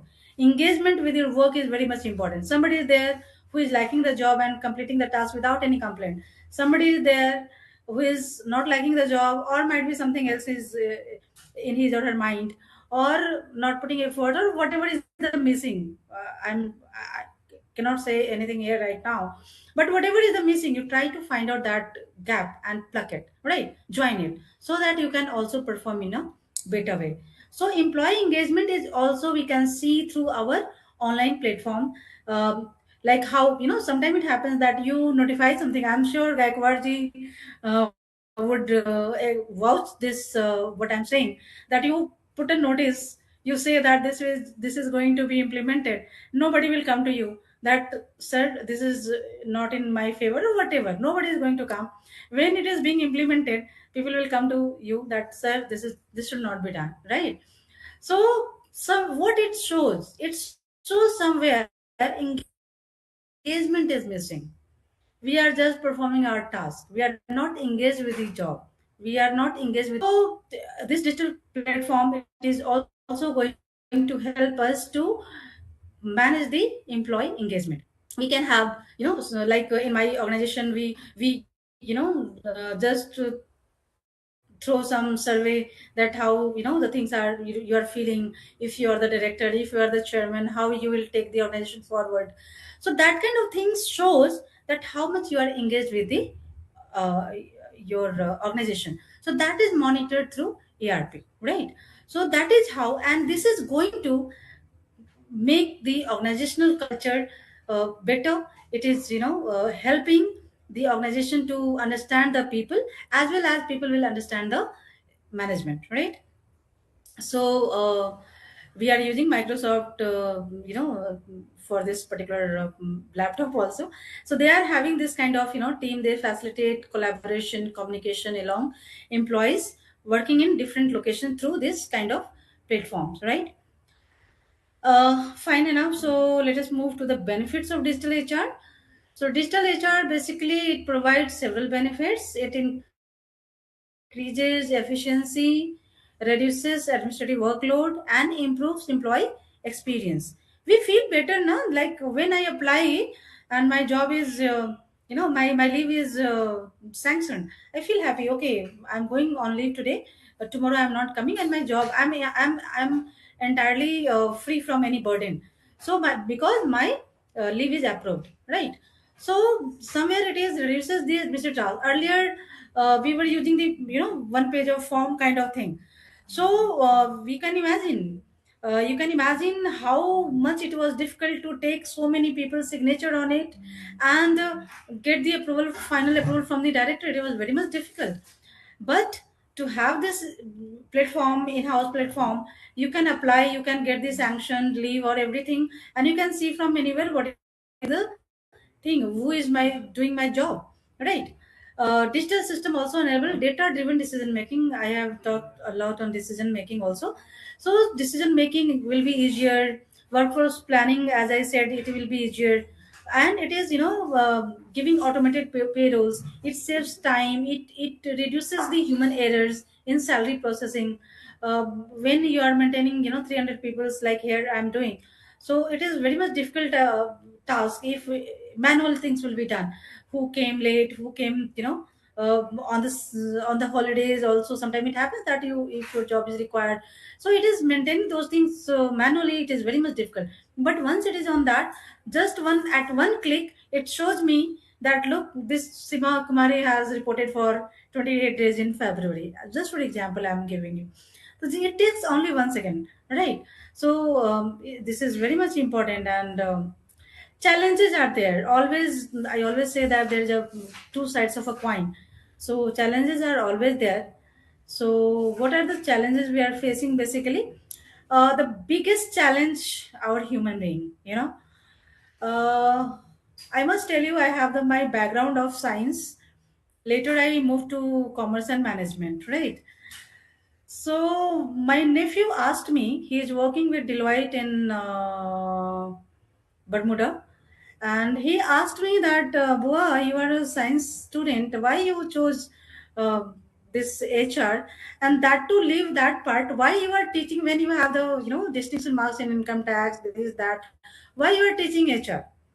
And my one liner answer was that, look, they are the biggest thing in the organization. They have to deal with you know fully, they are very delicate thing, they are very fragile, they're, so you have to maintain them with like anything, so it is important to encourage them, motivate them to understand their problems, so that if they are motivated, they are encouraged. Sir, I am telling from this platform, and I'm okay with it. Even my management is listening to this, because office is adjacent to my office, so it is fine with me. And I am saying that I'm working for almost 10-12 hours in a day, on the daily basis. It's not about Monday to Friday, it's on the daily basis, कि एक दिन का नहीं है कि काम कर लिया, और मुझे अच्छा लगता है काम करना, it's fine. But I cannot compel everybody to do that. But it's fine that, because why I'm gaining that confidence, because here I'm getting everything, they are respecting me like anything. uh, they do everything for me, whatever I have said. This is a new organization where I'm working for last 1.5 year almost, but whatever I have said, never denied. So somewhere they're taking me in that manner. So if I am getting motivated, I'll perform. This is not my 8 hour job is not there. Here we have less time, 7 hours time. So with 1 hour of lunch break, you can imagine. So still 7 hour time, and I am performing for 10 hours, 12 hours. There is no requirement of it, but I am doing. And many people like me, they are there. Even leaves are there, and my some people are there. They are coming on Sunday even to perform the task. They are not asked to come. They come on that day. Why it is so? It is because of their requirement is fulfilled. So I always say that HR, the human being, they are the major thing. You cannot, मैंने अभी उनके दिमाग में क्या चल रहा है, थोड़ी देर में क्या आ जाएगा, you don't know. So we have to deal with, handle with care. Handle with care, you have to do that. The things. जैसे शीशे का ग्लास होता है ना, उसको हम उठाते हैं तो बहुत आराम से उठाते हैं कि कहीं गिर ना जाए, टूट ना जाए. Similarly, we have to deal with the human being. So, and there are so much of resistance is there. Oh, why online? Why this? Why that? This person is not, doing the thing. But it becomes sometimes chaos. that managing them, because they are having different minds, or sometimes happens that you have not uttered a single word and there is a story on that particular word. Are you getting it what I mean to say? There is a story and I have not uttered a single word. So it's very much difficult to handle our employees, right? And they become resistant. I will not do this. Is not you have to take the things. We know that in the change management, we invite the change agent and many things are done. So challenge is there with the people. They are not ready to move to from the the manual things to the digital things. Then sometimes privacy आजकल तो बहुत ही ज़्यादा हो गया है. Cyber security की भी issue होती है और बहुत सारी चीज़ें. तो लगता है कि हम अपना डिटेल दे रहे हैं, बता रहे हैं, तो सभी everybody anyone can know my details. So this is a challenge, biggest challenge nowadays we are facing. We have seen so many digital arrests and so many things are happening nowadays. So somewhere it is a challenge with digital HR as well, that how much care we are putting efforts to maintain the data security of the data, right? So it is important to have some digital HR platforms. Few trends are there. Future trends HR will be strongly influenced by advanced digital technology, I'm sure. Whatever things will come, people are going to take there. And the new generation, as I said, they are not going to put 8 hours of efforts. They will work for 3 hours and they will enjoy 4 hours, right? They will do 3 hours job, I would say, rather in a different way, different words. Like they will perform 8 hours of job in 3 hours. Be happy, my students and fresh teachers. So they're not giving that much of time because they want to enjoy their life. Actually, the what is called life life cycle होता है ना, क्या बोलते हैं उसको, अभी term नहीं याद आ रहा मुझे. क्या होता है उसको, क्या बोलते हैं? Okay, forget it. Balanced life kuch hota na, quality of, I'm just forgetting the term right now. Fine. So this is going to happen and we have to deal with big data. It is thousands of employees here in the education sector. I have 300 people. Normally it is not there in colleges, like just if you have one department, two department, there is no so many people. But normally in the education sector, one college normally it has not that many people. But when we talk about the corporate, it is always having thousands people are working there. How to manage the data of those people, right? So the role of artificial intelligence is very much important. Dealing with big data through analytics, it is very much important, and it will grow in the future course of time. So nowadays we are working on not only on on the job, it is in the hybrid mode. We are working in the hybrid mode. Corporate sectors they are working in a hybrid mode mostly. So maintaining these things, it requires very much to come on the digital platform.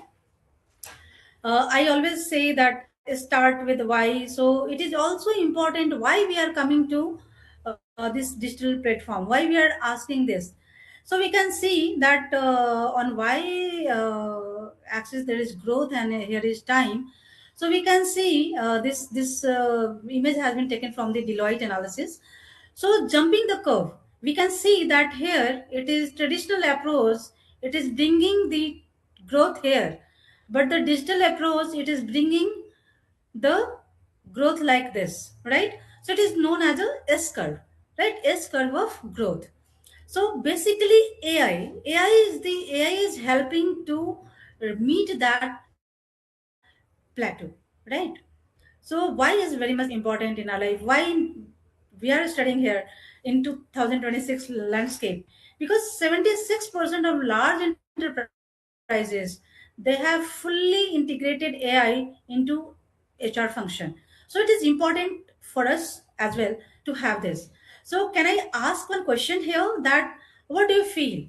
AI is fatigue or it is helpful? Can I see some answers? Yes, please. Some participants can answer. Whether do you feel AI fatigue or you feel it is important for us?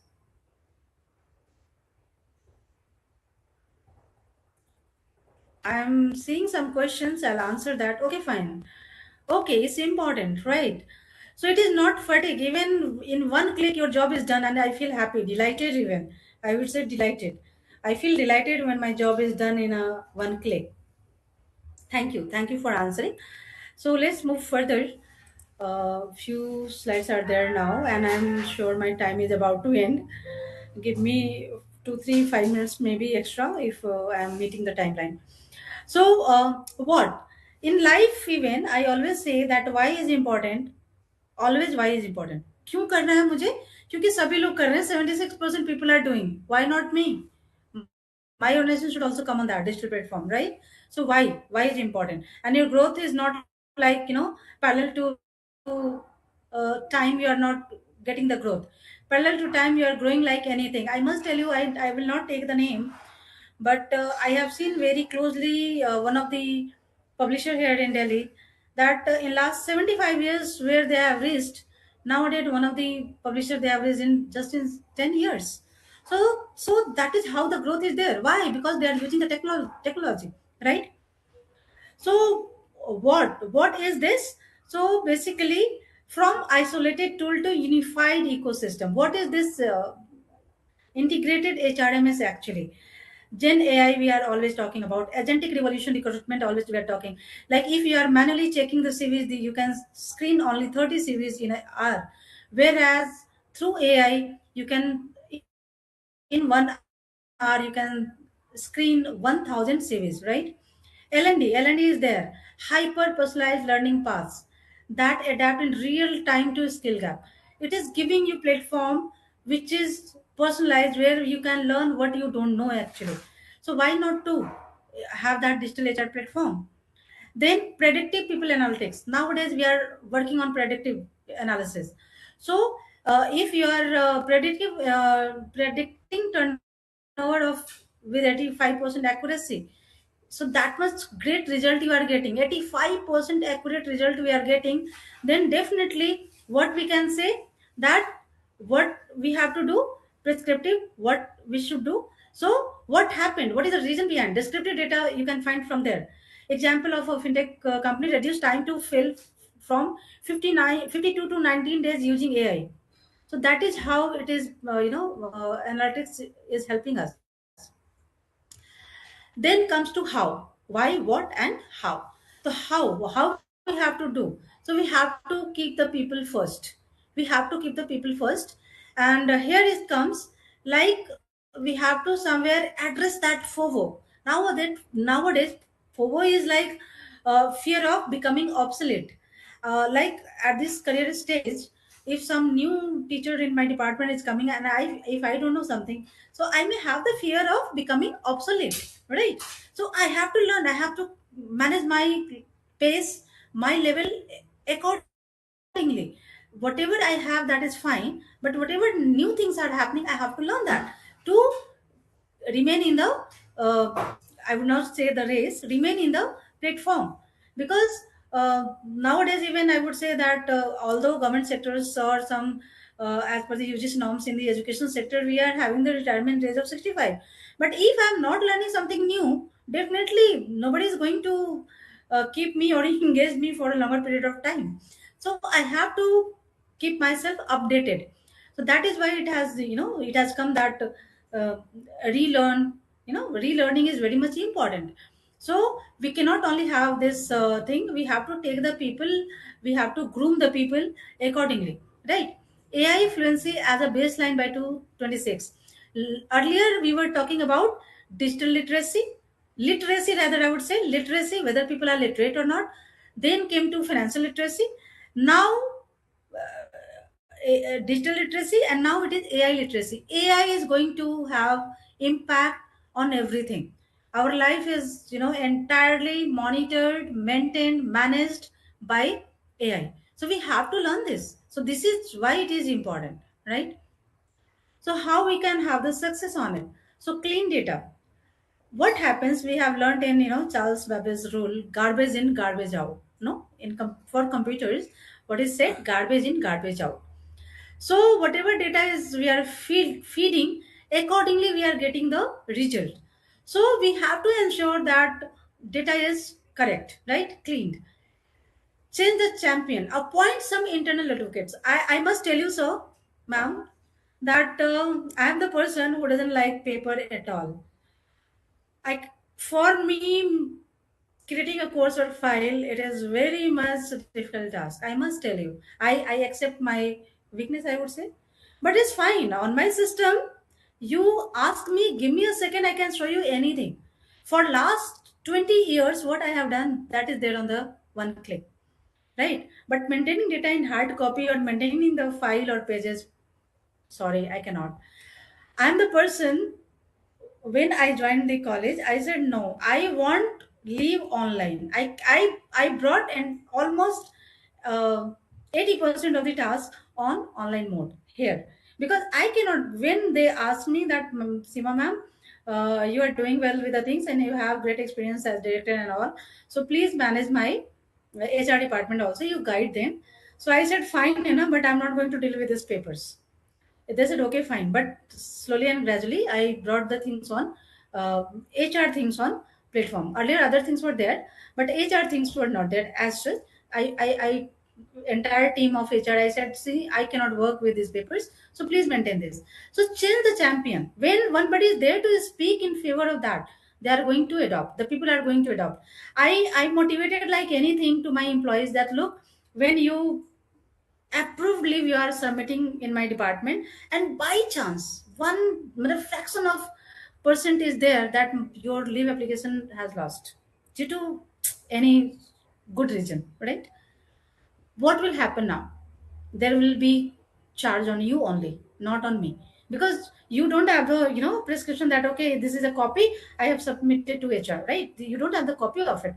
But here now everything is there. You know that at what time even my timetable coordinator has approved the leave, and it has the rule I have framed that one day before you have to take the leave, approved leave. If it is not, you are not allowed to go on leave, right? So we have some people in the team, those who can work for your digital platform, and they advocate for digital platform, right? So here again one task is there for HOD ma'am. So ma'am, which one task you are going to take or going to make it automated in next 30 days? I will not ask this thing for my students or my fresh teachers. If you have something, you can tell me. I'm giving you some time. Meanwhile, I'm moving forward. You can tell me on the chat. The future ethics and culture.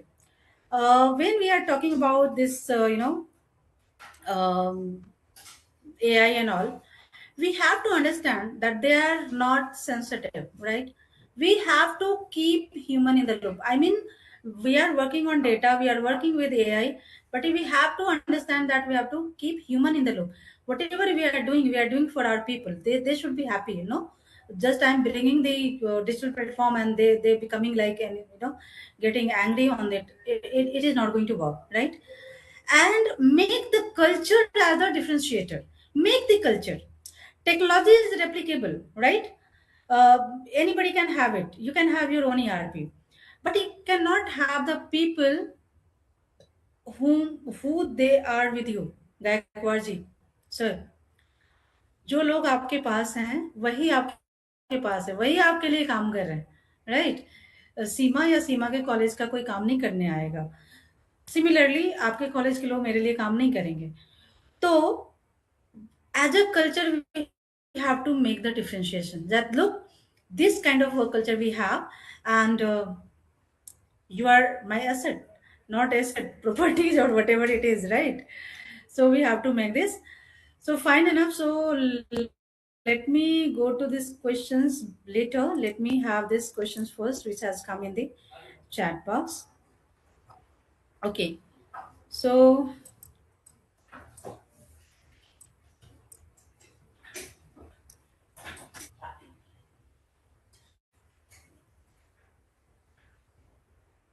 okay, so I can see a few questions here.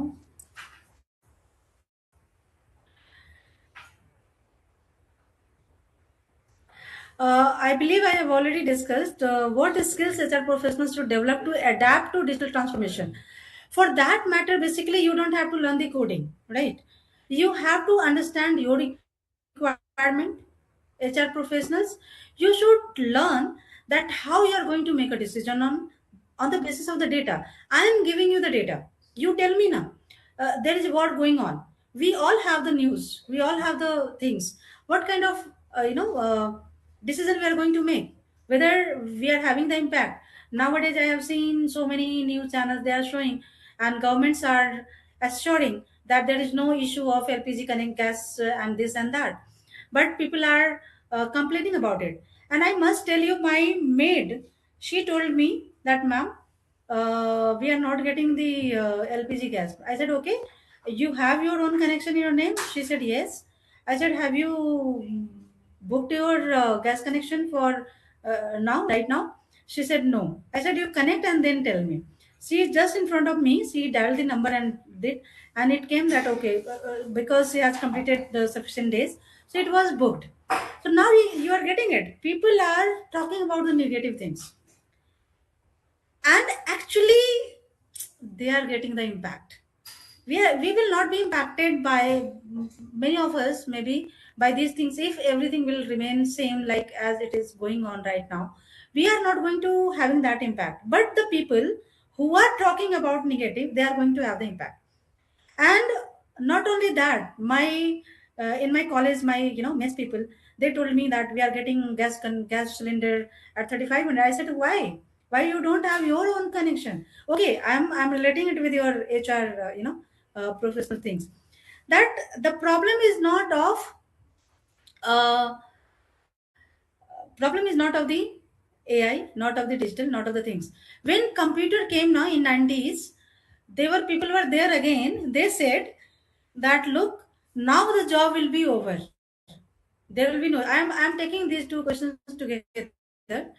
One question was there: which type of jobs in HR are most affected by AI? From my point of view, whatever data I have, whatever the research papers I have, I would say it is similar things will happen what happened in the past. It is not going to happen much. The things is that people are not knowing. If I don't know how to click on Zoom and how to connect with the things, I could have not join your session, right? Similarly, as I took the example of computer system, when it came, it was like now the people will be unemployment will be like anything, no.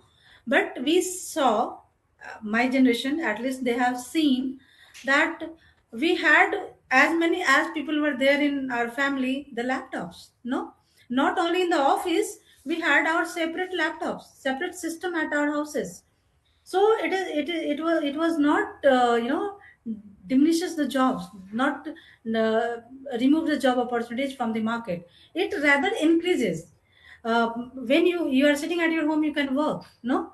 uh, we have seen, we all I am sure we all have seen the COVID time, 2020, no. Almost 2020, it went in that way only, that we worked on online mode, and we had everything and we could not. Okay, fine. Just give me one recent example of monetization, demonetization. What happened? Earlier it was a problem, but if it happens today again, Modi ji प्रिय मतलब बोले तो क्या होगा? कुछ नहीं. Nothing is going to happen. Why? We have the digital platform for the payments. It is not going to have the long queue on the bank or anywhere else, no. So similarly, this thing will happen in the AI as well. Similarly, it is going to happen. I have taken two examples, recent example as well as old example, and we can see that. For your question, if I have to answer particularly, so you have to adapt, you have to learn the technology, you have to learn the HR analytics, you have to learn the how it works, as a teacher, we just take the things like theory part. You have to learn the practical, how Excel, MS Excel works, how you can have your HR dashboard on that MS Excel. You can learn that, and I'm telling you, you can sell those dashboard in the market and you can earn like anything, right?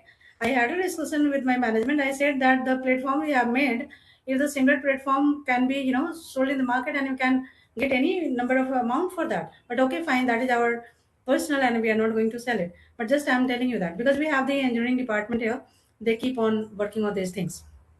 So you have to learn those things which are new. You have to learn machine learning also, so that how it works, you can learn it. Nowadays, everything is available online. So many things are available. Earlier, we were not having the access of these things. Whatever in course curriculum we had, that we studied. But now we have so many platforms from where we can learn. So for your question, the name is not there. I believe it is just mobile is coming. So I hope it is answered. And uh, each and every job of HR, the job, not job, I would say the functions of HR, like we are doing recruitment, selection, and all, it is going to have the impact of AI, right? Whatever I am doing here, and my even performance appraisal form, it is online, and it takes hardly a few minutes to check the performance of the one person, right? So this is there.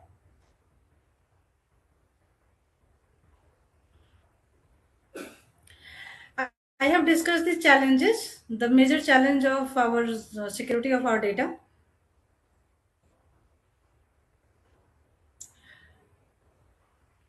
Skills, it is not losing. See, I have somebody saying we are going to lose the skill.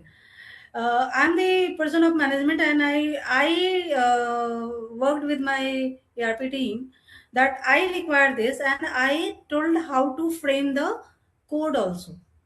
So, being the person of management, I should not frame the code, right? But just to work on that platform, I thought that how it is going to work, and I coded that particular thing, So it is our apprehension actually. When you work, you don't lose anything. You just keep honest work, and everything will be there.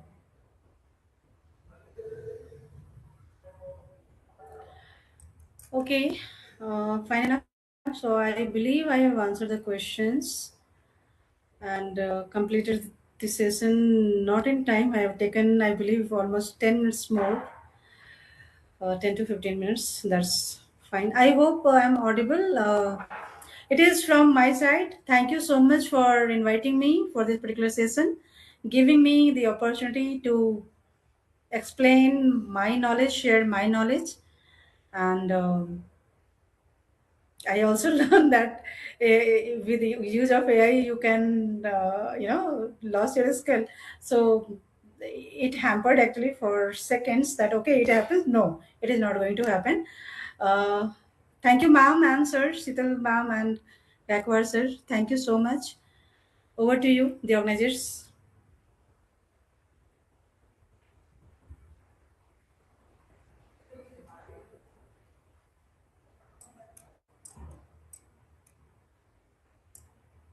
Hello.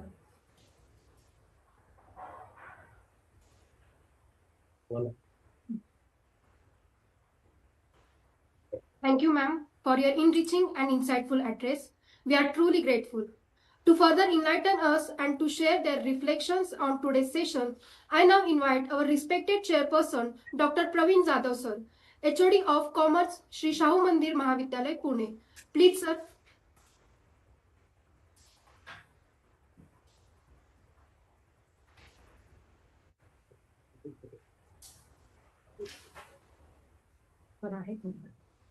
Hello. Hello, am I audible? Yes, yes. Yes. So thank you very much, ma'am. I'm very much grateful here. Professor Sheetal Sukte madam has invited me as a chairperson in one of the technical session. I'm grateful and I'm very much delighted to be the part of this seminar. The topic of this seminar is the current trends in digital transformation and innovation in commerce and management. From viewpoint of human resource, we are talking about the digital transformation.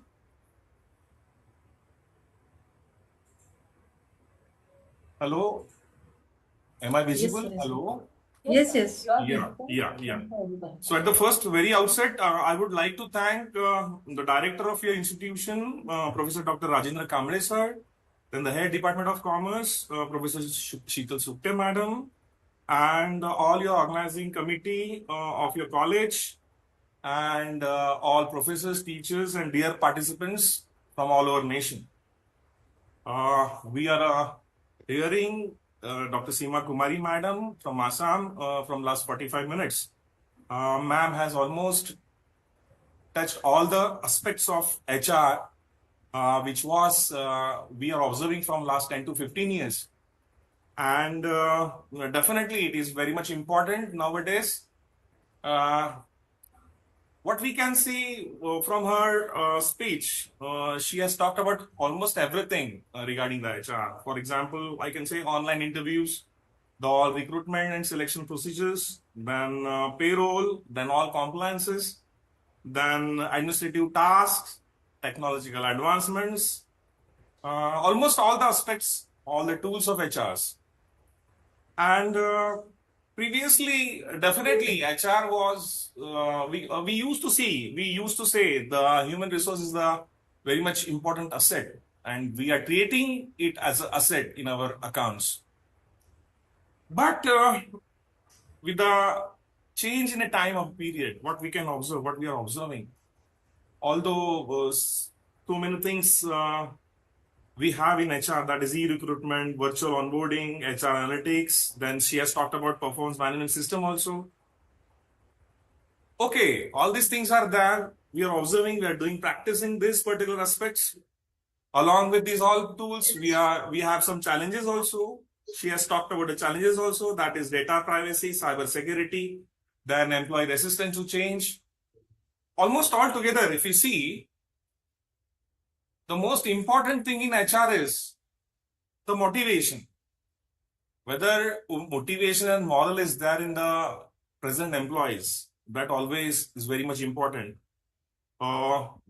Mainly, we give incentives, monetary incentives, non-monetary incentives to keep the employees motivated. So this was all the past, what we are observing from last 10 to 15 years. Nowadays also some way, somehow we are dealing with these all aspects. And she has talked about everything. Now, the present scenario, if we see, the present scenario, we are observing automations. We are observing machines.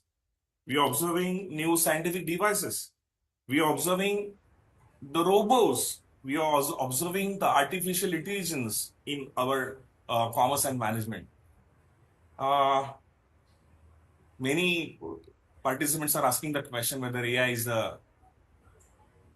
whether we have to be frightened about it. Now, see, definitely we are affected by these aspects, no doubt. But ma'am rightly said, okay, we don't have to be frightened with that, because what is there exactly, your jobs will be there, but in a different form, not in the same form. Okay, previously computers were not there. We thought that now because of the computers our jobs will go. No, see, here your jobs are there, but in a different form. Previously we were working in a different form, now we are working in a different form.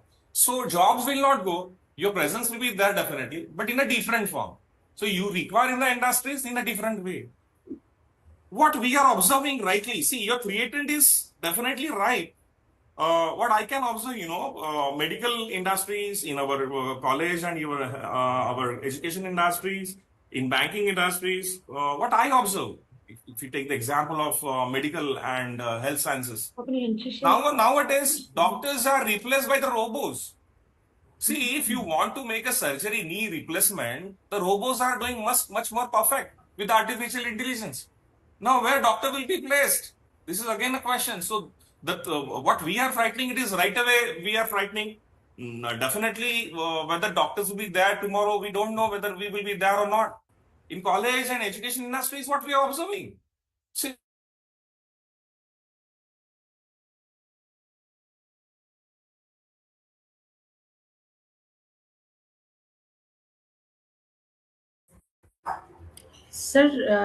Sir, your mic is muted.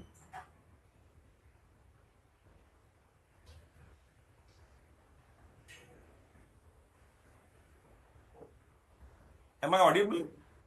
Yeah. Yeah, okay. So, what we are observing in health industries, the robots are replacing the doctors. Now, see, HR practices we're talking about. What is the present situation? Now, we are not hiring the doctors. We have With the help of AIs, we are having the robots. They are making the surgeries very rightly, very accurately, very perfectly, without any less percent of, I can say, a fraction of a percentage of mistakes. So very perfect surgeries are taken place. Now there is a big threat again. So what will happen to the future doctors? Again, same thing with the college professors. What will happen to our college professors if everything is provided by artificial intelligence? If everything is given by your robots and all, if the nowadays students are not that we see in the colleges, we observe that students are very much less. They are getting everything on online internet. They have lots of tools to do their work, to do their studies. They require less the professors. So now this thing is going on, which see, this is only the effect of transformation. This is only the effect of digital transformation, which I specifically here stress. So almost everywhere in every set of industries, we find this kind of change, right? In banking industry, even you did not go to the bank. Now hardly the people go in the banks to withdraw the cash. Immediately we can withdraw from these things. So many changes are there in banking industry. The people are not required nowadays. Online loans can be given. Online loan can be given. Online work can be done in banking industries also. So here, because of AI, also many tasks are performed with the help of digital transformation, digital technology. So we can say that now the HR practices, whether these practices will be there, in what form it will be there. So in a young generation, there might be that definitely there is a big threat. What will happen to our jobs and all everything? And your threat is very right. We are observing the same thing again in processing industries, again in health industries, again in big manufacturing and heavy industries. We find some many devices are taken place. They are taking the place of human resources. Nowadays, we observe such kind of practices in the industries, and slowly and steadily we are moving towards this. So definitely we have to move. We have to adopt automation. We have to adopt all kinds of machine sets, the particular process which we can have with the help of this particular set of machineries, we can say. So that kind of everything is there which we are employing nowadays in our industries. So definitely it's a big threat which we are observing from ma'am's lecture also. So I think I feel we have some chances. Definitely, we cannot say that our jobs will go. Definitely, human resource will not be there, and everything will be done by the automation and the artificial intelligence. It is not so. Some part, some way, somehow, we have to learn all these important tools. We have to go with this all advanced industrial this thing aspects, and we have to transform ourselves into this particular new era. Otherwise, we'll be jobless. If you learn artificial intelligence, if you learn modern technology, if you learn so many aspects which are technological, definitely a job will be there for you. If you're going in a old way, old fashioned, old kind of knowledge, and you stick to your all practices, now all practices which you are doing right now in the last 10 years, now again in the coming 10 years it will not be there. Definitely it will not be there. It will be vanished, definitely. So you have to learn something differently in a different way. It is what we observe with the ma'am's lecture. Thank you very much. I think my time is 10 minutes and I have talked about it. Ma'am very rightly said our job will be there definitely, but in the different form. So thank you very much for the organizers for inviting me for this one day. Thank you very much. Thank you, sir. Thank you so much. Thank you very much, sir, for your valuable words. Now, to formally conclude this session, I would like to invite Assistant Professor Shalaka Bhere ma'am to deliver the vote of thanks. Please, ma'am.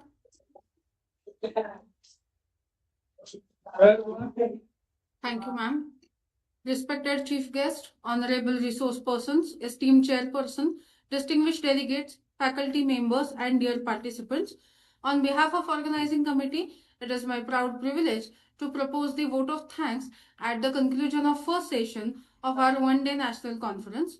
First and foremost, I extend our heartfelt gratitude to our esteemed speaker, Dr. Seema Kumari ma'am, Professor and Dean of Department of Management Studies, Echelon Institute of Technology, Faridabad, for the session for sharing valuable insights, in-depth knowledge, and practical perspectives on the theme of the conference. Your thought-provoking presentation has truly enriched us and broadened our understanding, ma'am. I also express sincere thanks to our respected chairperson, Dr. Praveen Jadhav sir, head of the Department of Commerce, Sri Shahu Mandir Mahavidyalay, for guiding the session smoothly and for your insightful remarks that added depth to the discussion.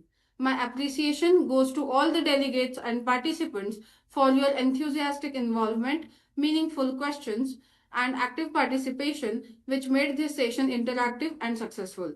I would also like to acknowledge the efforts of the organizing committee, technical team, and faculty members whose dedication and coordination ensured the smooth conduct of this session. Once again, thank you to everyone for your valuable presence and contributions. Thank you all.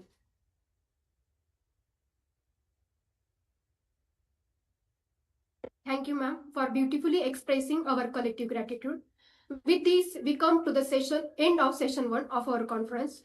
Before we proceed further, I request all the participants to kindly fill the feedback form.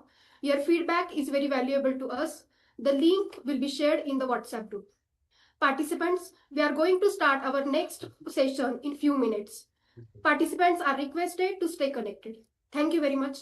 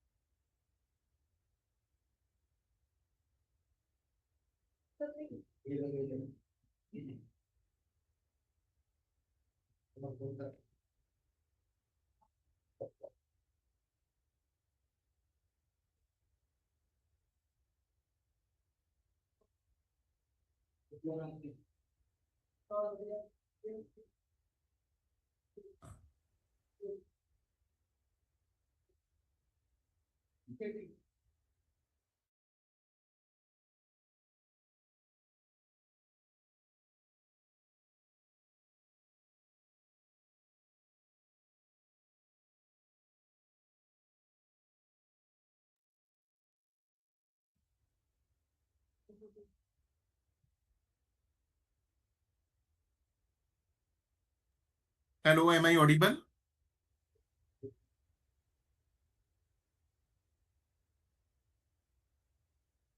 Permission, sir.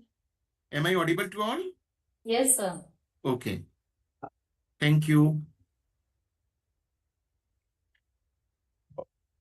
Good afternoon, everyone. A warm welcome to all for session 1 of our online national conference on current trends in digital transformation and innovation in commerce and management.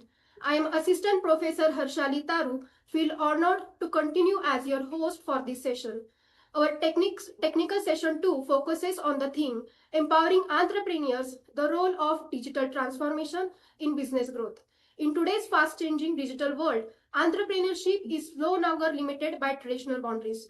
Digital technologies are enabling entrepreneurs to innovate, expand their reach, and build sustainable businesses. This session will help us to understand how digital transformation is creating new opportunities for entrepreneurs and shaping the future of business growth. We are truly excited to embark on a journey of deep learning and valuable discussion with our esteemed speaker and chairperson. Without any delay, let's begin the introduction of our esteemed guest. To begin, now I would like to invite Dr. Swati Joshi ma'am, the IQSC head of Pune Vidyarthi Gruha College of Science and Commerce, to introduce our guest for this session. Please, ma'am.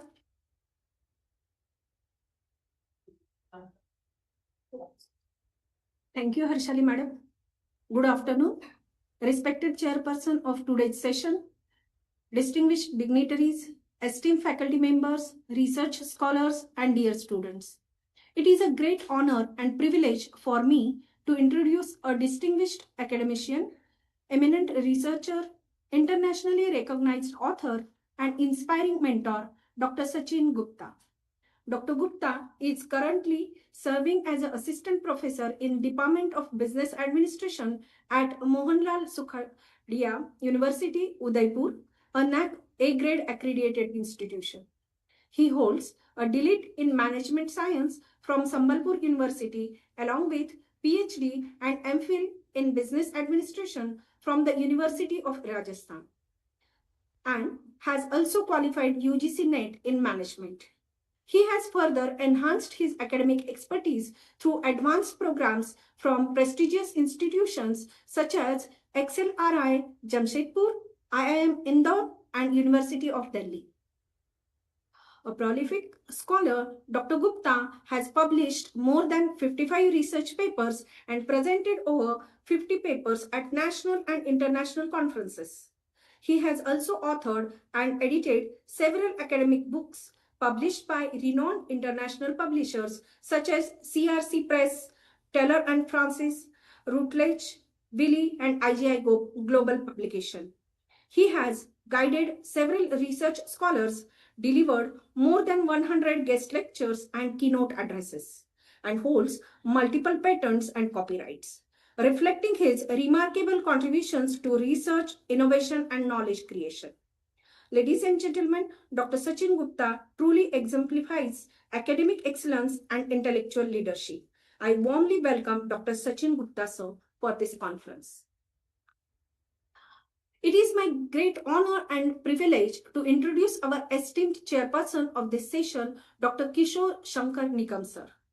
Presently serving as the principal, Marathwada Mitra Mandal's College of Commerce, Pune, and also chairman of Board of Studies in Banking, Finance, and Insurance at Savitribai Phule, Pune University. Academically, Dr. Nikam, sir, has diverse education profile.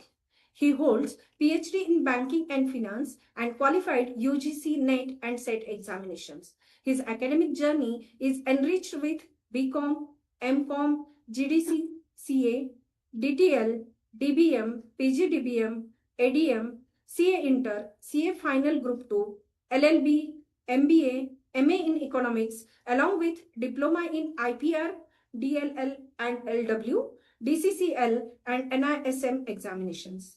He received an International Best Teachers Award in 2020 from Global Research Conference Forum, Thailand. He also received National Award for Best Teachers from Chhava Sangatna by Honorable Yuvraj Chhatrapati Sambhajiraje Bhosle in 2017.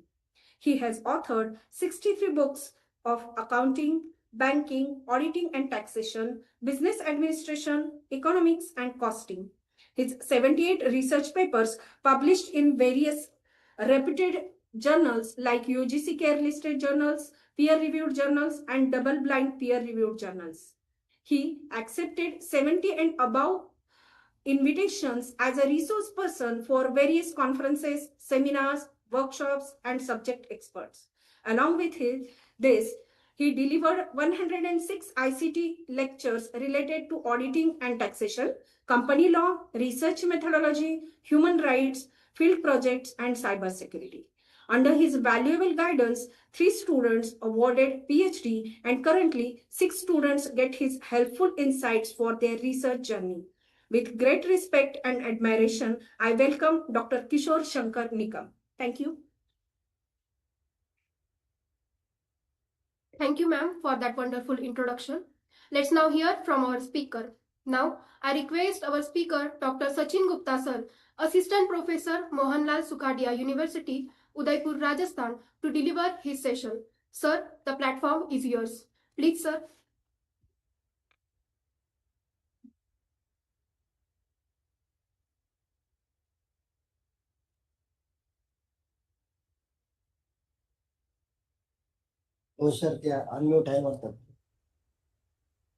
Organizer, this is being requested again and again. Kindly unmute me. I am not able to talk. Yes. Am I audible to all? Yes, sir. Okay, just give me a minute. I am just sharing my slides.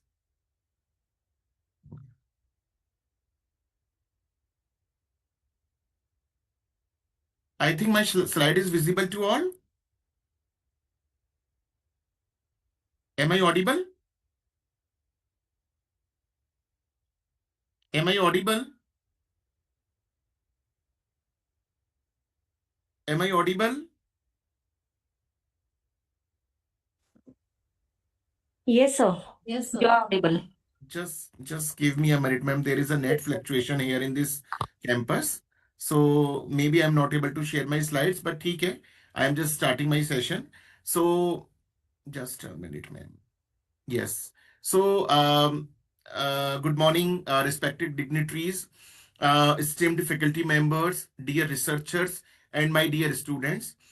First of all, I would like to express my sincere gratitude to the organizing committee of the PVC College of Science and Technology, Science and Commerce, Pune, for inviting me to be a part of this wonderful one-day national conference on current trends in digital transformation and innovation in commerce and management. And it is truly an honor and privilege for me to interact with such a vibrant academic community. I would also like to convey my special thanks and deep appreciation to my very respected and dear sir, Dr. S.M. Gaikwad, who is principal in this college, for providing me this platform for academic dialogue and for knowledge sharing. Thank you, sir. And my sincere thanks also goes to Dr. Sheetal Suresh Sukachik, who is conference convener and head of the Department of Commerce and Management, for organizing such a meaningful and timely conference. Am I audible? Because my net is continuously fluctuating. Madam Gaya. Yes, you are audible. Am I audible?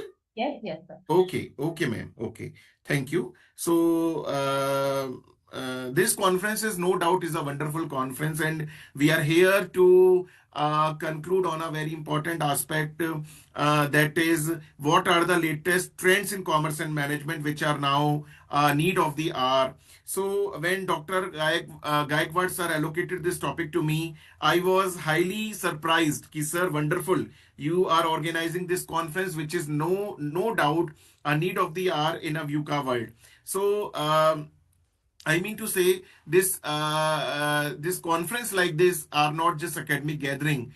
They are platforms of ideas. They are platform of innovation. They are platform of inspiration. So today I have been asked to speak on the topic empowering entrepreneurs, the role of digital transformation is business growth. So this topic is extremely relevant because we are living in an era where technology is not just supporting business, it is redefining business. So, beginning with a thought, let me begin with a powerful quote by Peter Drucker, who once said, the best way to predict the future is to create it. So, entrepreneurs are the people who create the future. And today, the most powerful tool helping them create that future is digital transformation. So, let me explain this in a very simple manner. Digital transformation is not only about using computer, using software.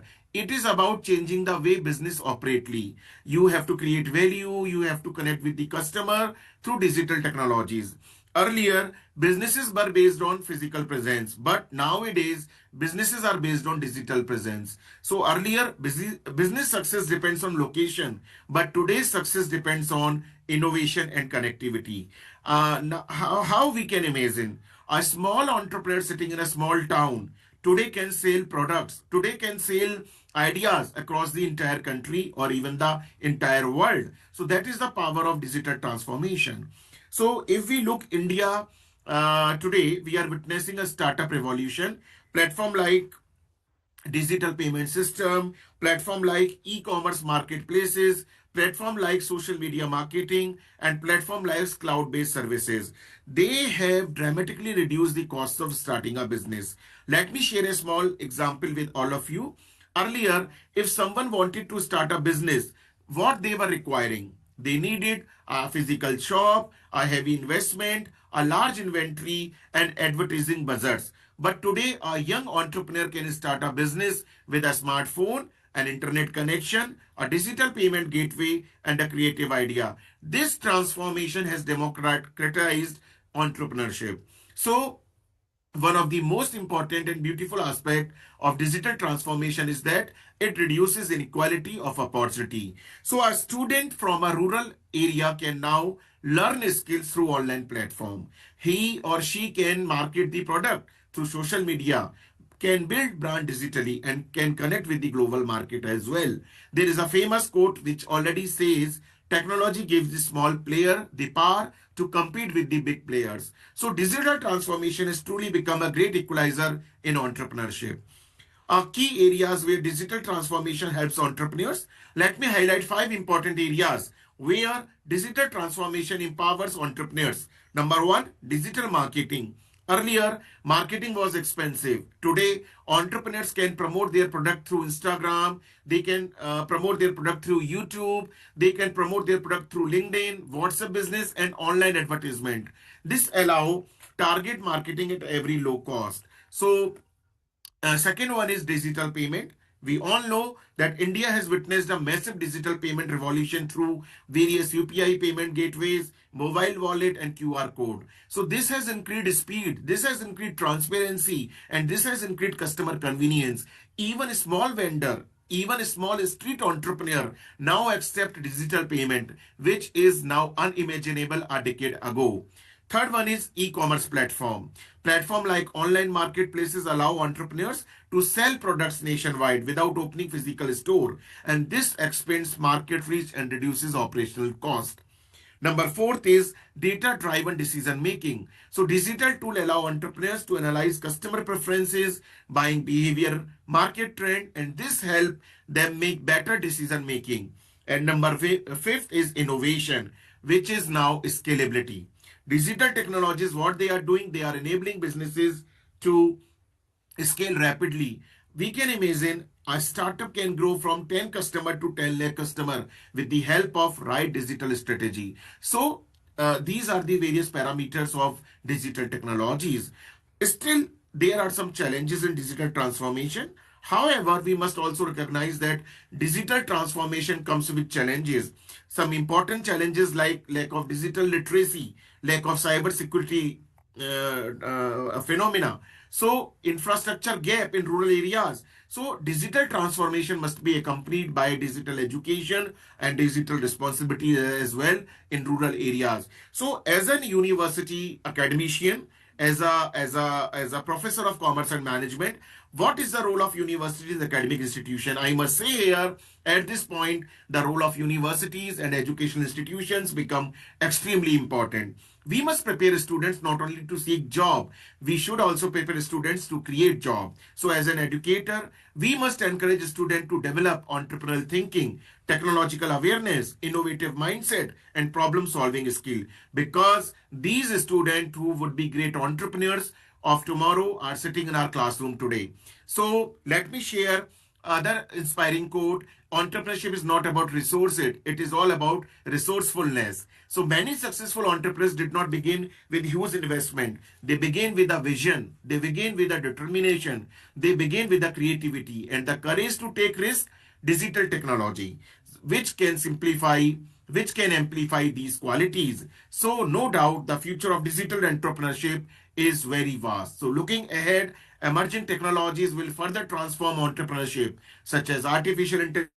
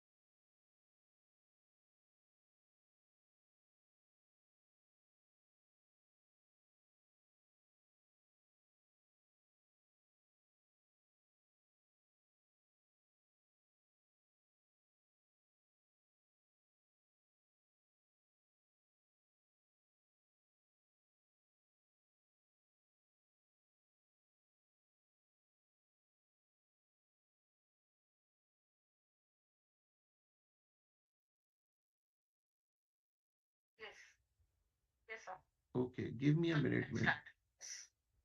मुझे तो देख नहीं रखा होगा मेरा. Hello, am I audible, ma'am? Yes, sir, you are audible. Sorry for the interruption because of network connectivity. So before I conclude, I would like to leave you with a simple thought. The future does not belong to those who consume technology. The future belongs to those who use technology, creativity to solve problems, and entrepreneurs are the problem solvers. And digital transformation is their most powerful tool. So I am here summarizing my talk. So final gratitude. So once again, I would like to express my heartfelt thanks to Dr. S.M. Gaikwad sir, principal, for his inspiring leadership, Dr. Sheetal Suresh Sukate madam, conference convener, and the entire organizing committee and all the participants who have joined this conference. It was truly a pleasure sharing my thought with all of you, and I hope our discussions today will inspire new ideas, new collaborations, and new entrepreneurial journeys. So thank you everyone for your kind attention. Stay innovative, stay entrepreneurial, and stay digitally empowered. Thank you once again. Thank you.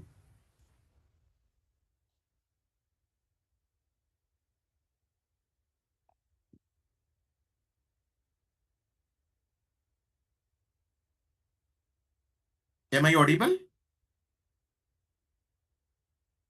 Hello? Yes, sir, you are audible. Yeah. Thank you, ma'am. Madam, your voice is not coming. You are muted, ma'am.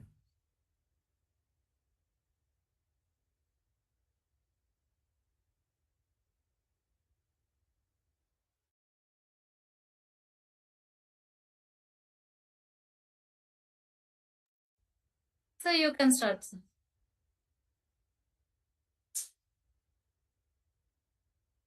Sir, am I audible?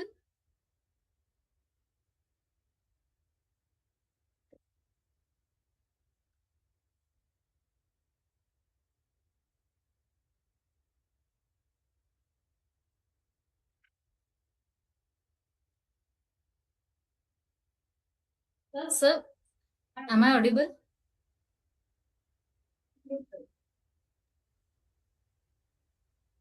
I am muted again, ma'am. Yes, ma'am, this No, is you are done by audible, my sir. side. This is done by my side. Yeah. Thank you.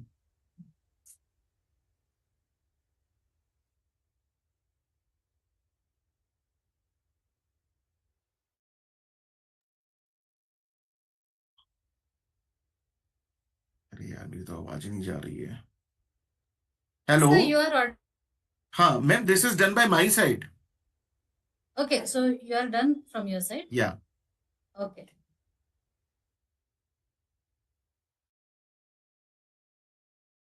You are muted again, ma'am. You are muted.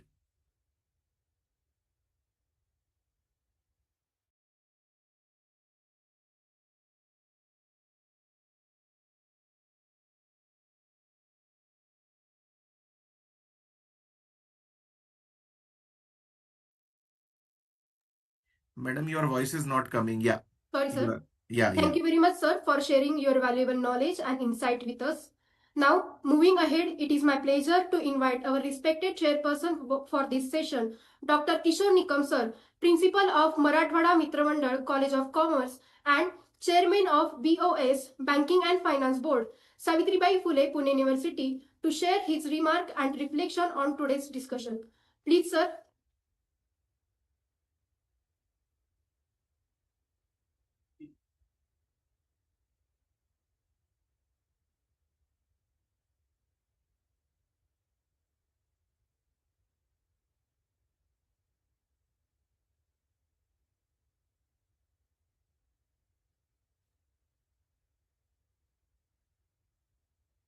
Good afternoon.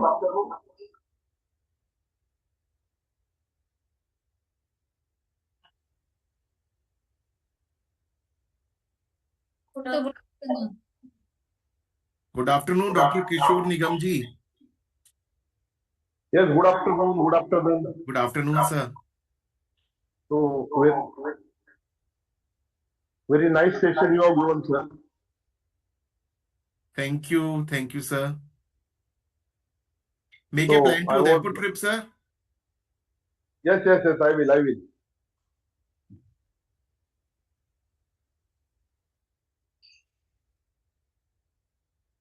Okay, sir.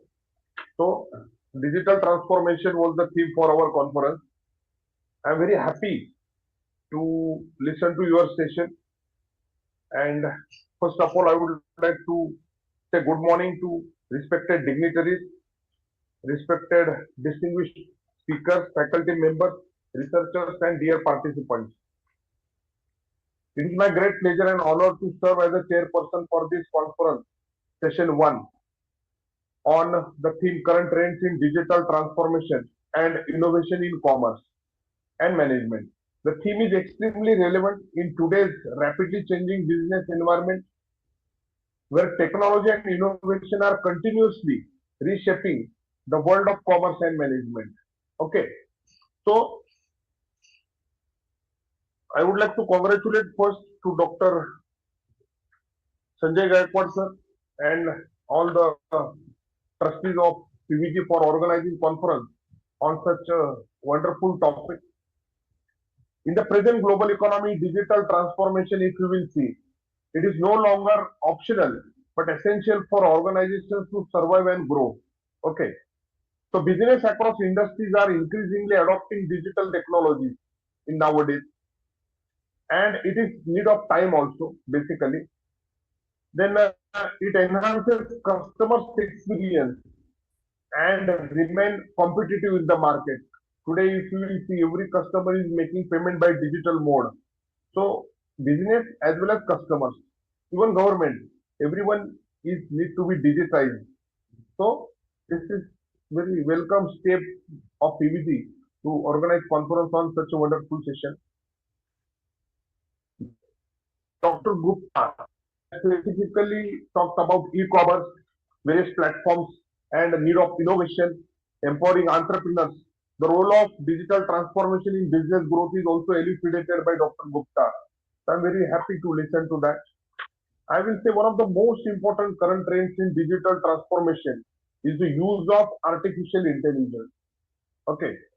So big data analytics, cloud computing, blockchain technology, and digital payment systems. These are the areas to be focused by the globe in present scenario that I will say.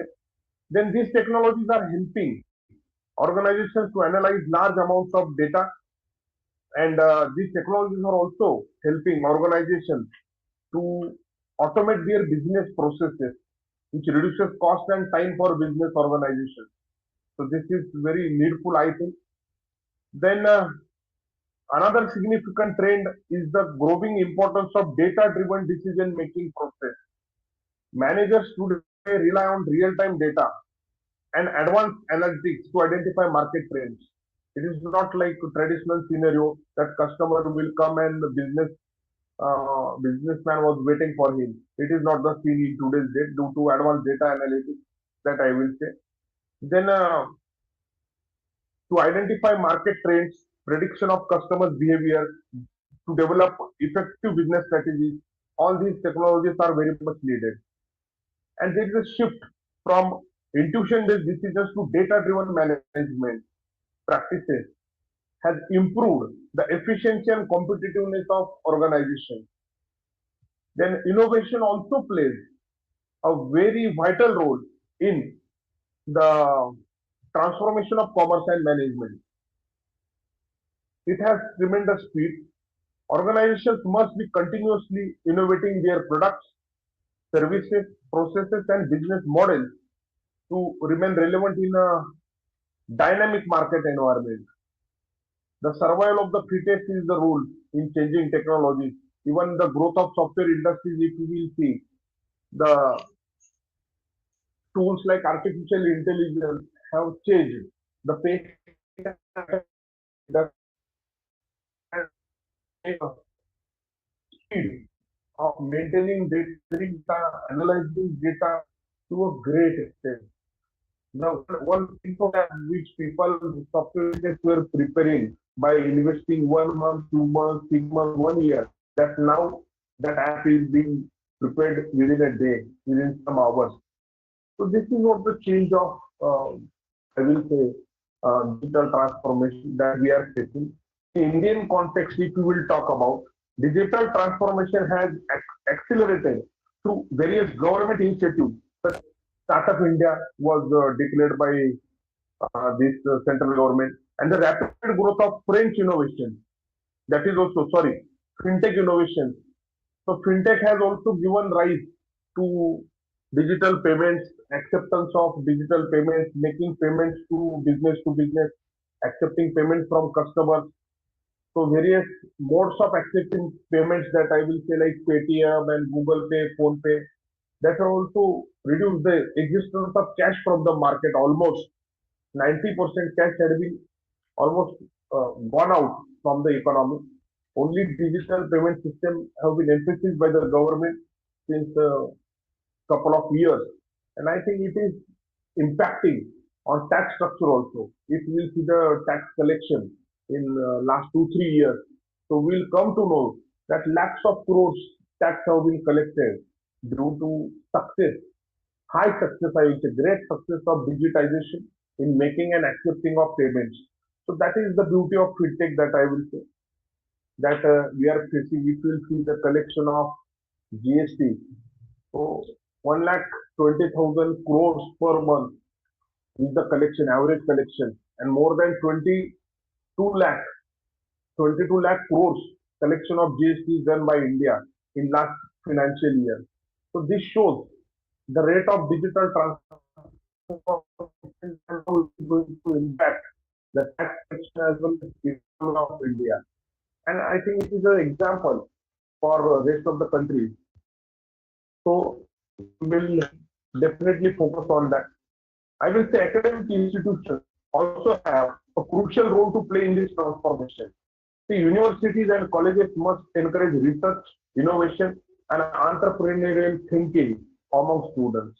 Nowadays, university has also focused very well on granting of research projects. Even PhD students, PhD candidates are given scholarship to MahaDBT, Mahajyoti, Bharti. Such institutions are pipelining the funds to PhD aspirants. So this is a welcome step, I will say, and this is great effort taken by the government in promoting research. Conferences like this serve as valuable platform for the scholars, professors, teachers, and they also update themselves by attending these conferences that I will say. So I also want to thank the entire team of PVG with their trustees and principal, my friend Dr. Sanjay Gaikwad. I would like to congratulate all participants, those who have published their papers today, all guest speakers who have elucidated their knowledge in digital transformation to the entire audience. And I would like to thank organizers for providing me an opportunity to share my views with all of you as a chairperson of this session delivered by Dr. Sachin Gupta. Thank you. Thank you.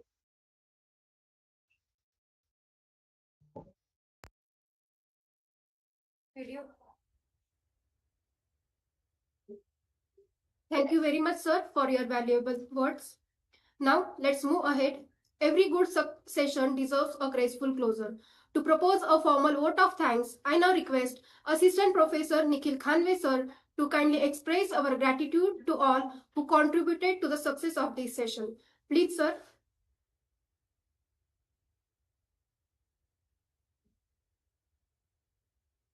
Thank you, madam. Good afternoon to all respected guests, teachers, and dear participants. I feel very happy to give the vote of thanks for this session on the topic empowering entrepreneur, the role of digital transformation in business growth. First, I would like to thank your guest speaker, Professor Dr. Sachin Gupta, sir, Department of Business Administration, Mohanlal Sukhdev University, Udaipur, Rajasthan, for giving us very useful and informative knowledge. Your thought about digital transformation and entrepreneurship very helpful for all of us. I also thank your respected chairperson, Dr. Kishore Nikam sir, principal of Marathwada Mitra Mandal, College of Commerce, for his valuable guidance and kind words. I also like to thank Dr. Joshi madam for introducing your guest and Harshadi Taru madam for conducting this session very smoothly. I also thank all teachers, researchers, and participants for joining this session and making it successful. Once again, thank you everyone for your valuable time and support. Thank you.